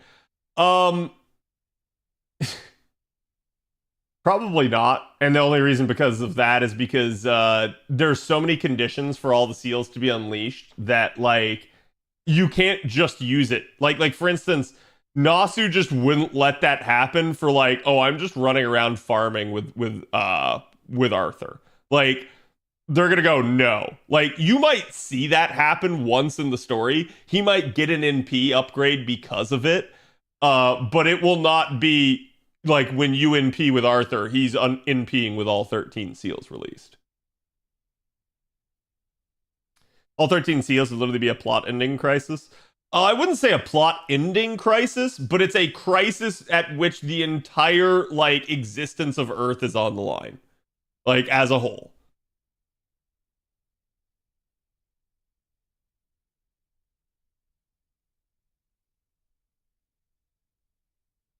Arthur buff when? I don't know. I don't know, and I've already told you guys how I would do the buff too. So Wyvern is not worth releasing all seals. Correct. Yeah, it like there are literal like listings of what is the requirement.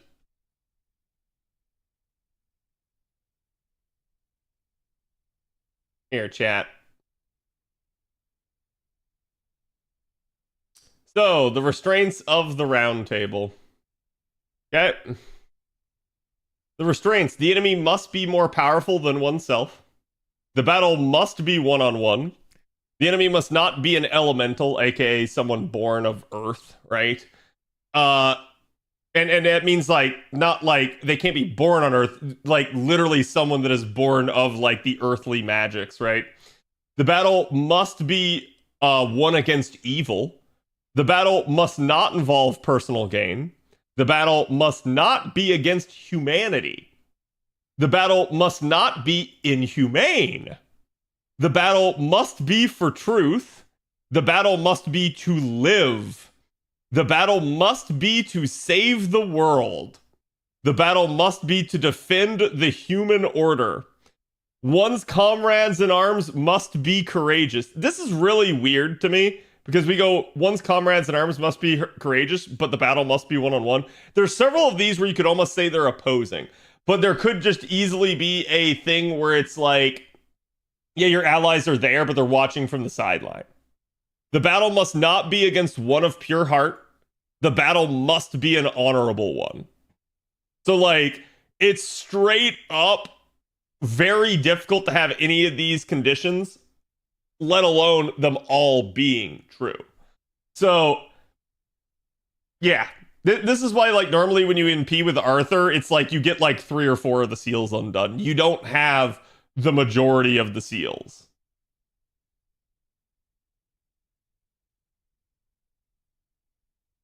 It's like a Yu-Gi-Oh duel, yeah.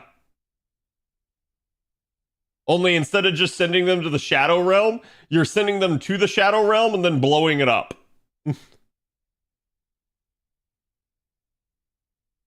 How do you have an honorable fight against something that's evil? It doesn't mean that the enemy is acting honorably. It just means that you are.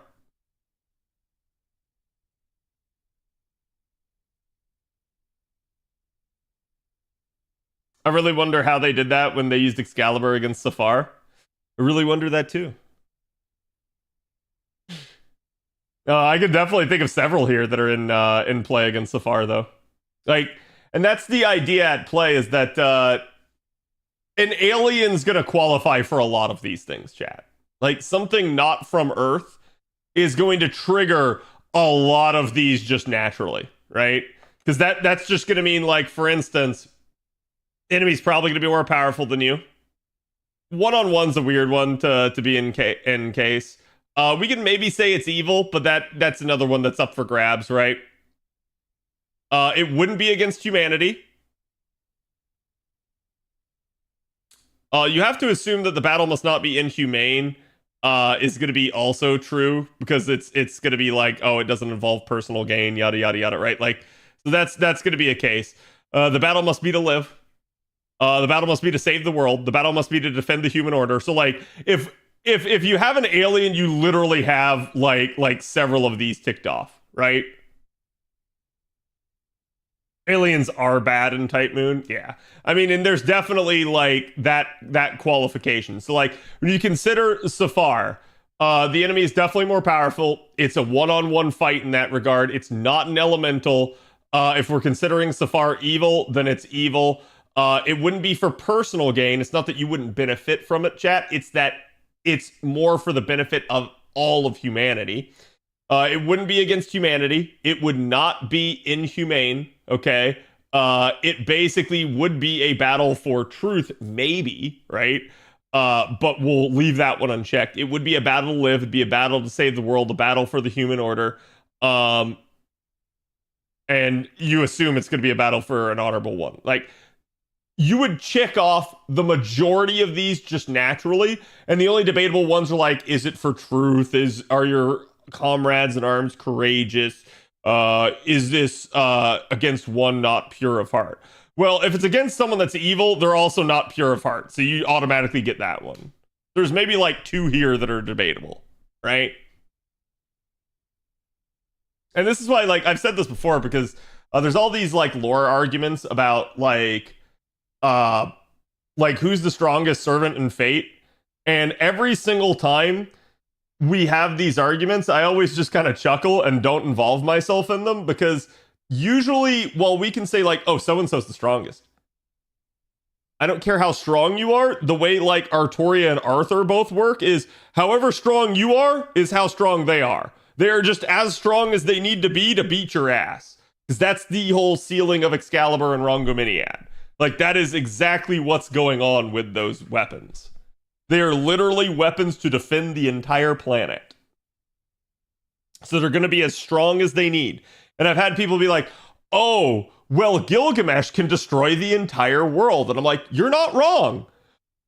And Excalibur is going to blow his ass away if he's trying to destroy the world. So, like, that's just all it is. It's just literally plot convenience. It's the weapon will be as strong as it needs to be in order to do what needs to be done.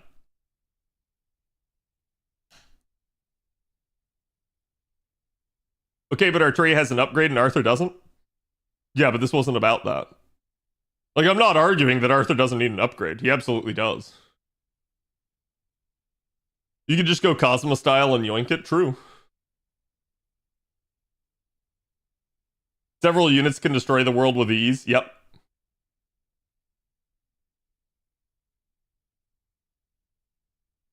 Yeah, no, and that's why, like I've said it before, it's a thing, and your entire concept at play in LB6 is why you maybe don't have a one-stop like shop to win the day constantly.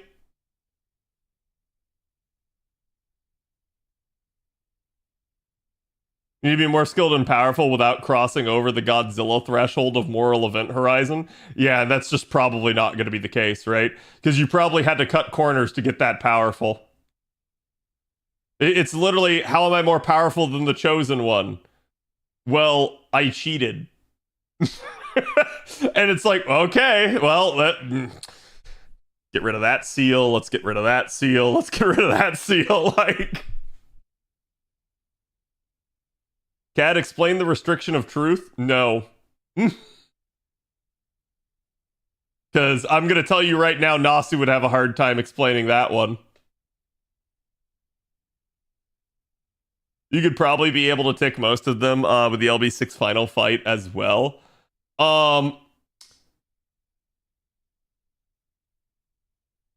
Ooh, maybe. Maybe. I can actually think of several that wouldn't be ticked against that one. The truth one would be true there, though. Truth is just the size of object Nasu can pull out of his ass. I think when you're considering truth, you need to understand that it's not like... It's not talking about a personal truth, it's talking about the objective truth, right? So it's talking about... It's a battle to reveal intentions, probably, at that point, is how I would think about it. Because probably something that's pure evil, dishonorable, all that sort of shit, like, it's gonna not be fighting on fair terms.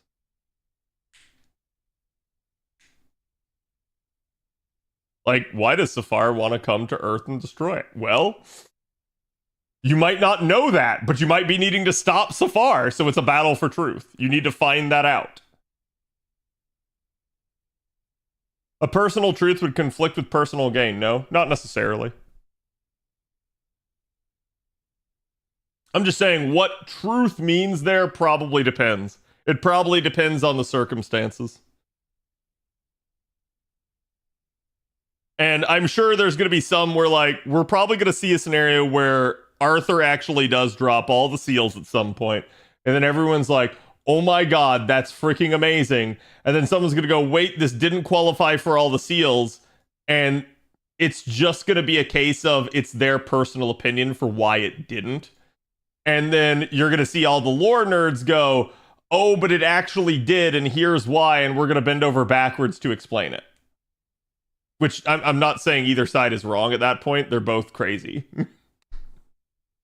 Muga, thank you for the follow. So it just, to me, that is what it is. But chat, we actually ended up talking for way longer. I was supposed to play Baldur's Gate with you guys tonight, and I didn't. But you guys got me rolling on that Bond CE thing. And like I said, I didn't mind it because it's an interesting concept to sit there and talk about. I don't normally talk about that sort of thing.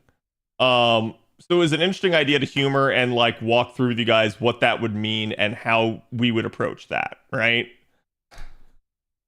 But I think that's going to be it for me tonight. Again, don't forget, chat, I'm going to be live early tomorrow. I'm going to be going live around 1 p.m. Eastern, so about 6 hours earlier in the day than I normally do. We're going to cover the NA live stream, live from Anime Expo. We are going to then do GSSRs and NP5 Arcuid rolls. Okay? And I may even have something else to toss in there for you guys. We'll see. There may be a surprise in there. So definitely make sure you guys come to stream. And I understand people might be busy with other stuff. If you have to, just feel free to drop me a lurk or something like that. I appreciate it either way. Let's see. In the meantime, who do I got on?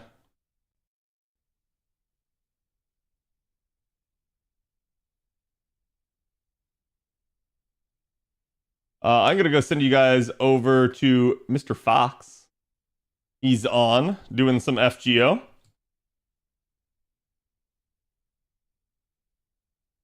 And again, I will be back tomorrow. I hope you guys enjoyed the riveting discussion, and we're gonna have some fun tomorrow. So I hope to see you guys there. Good luck for those of you guys that managed to roll or get your GSS off before I see you. And again, if you can't make it, I just hope you guys have good luck in general. I hope everybody gets what they want and nobody gets shafted. So I know that won't be the case, but I still hope for it. Anyways, go give Fox my love. Have a good evening and good luck tomorrow.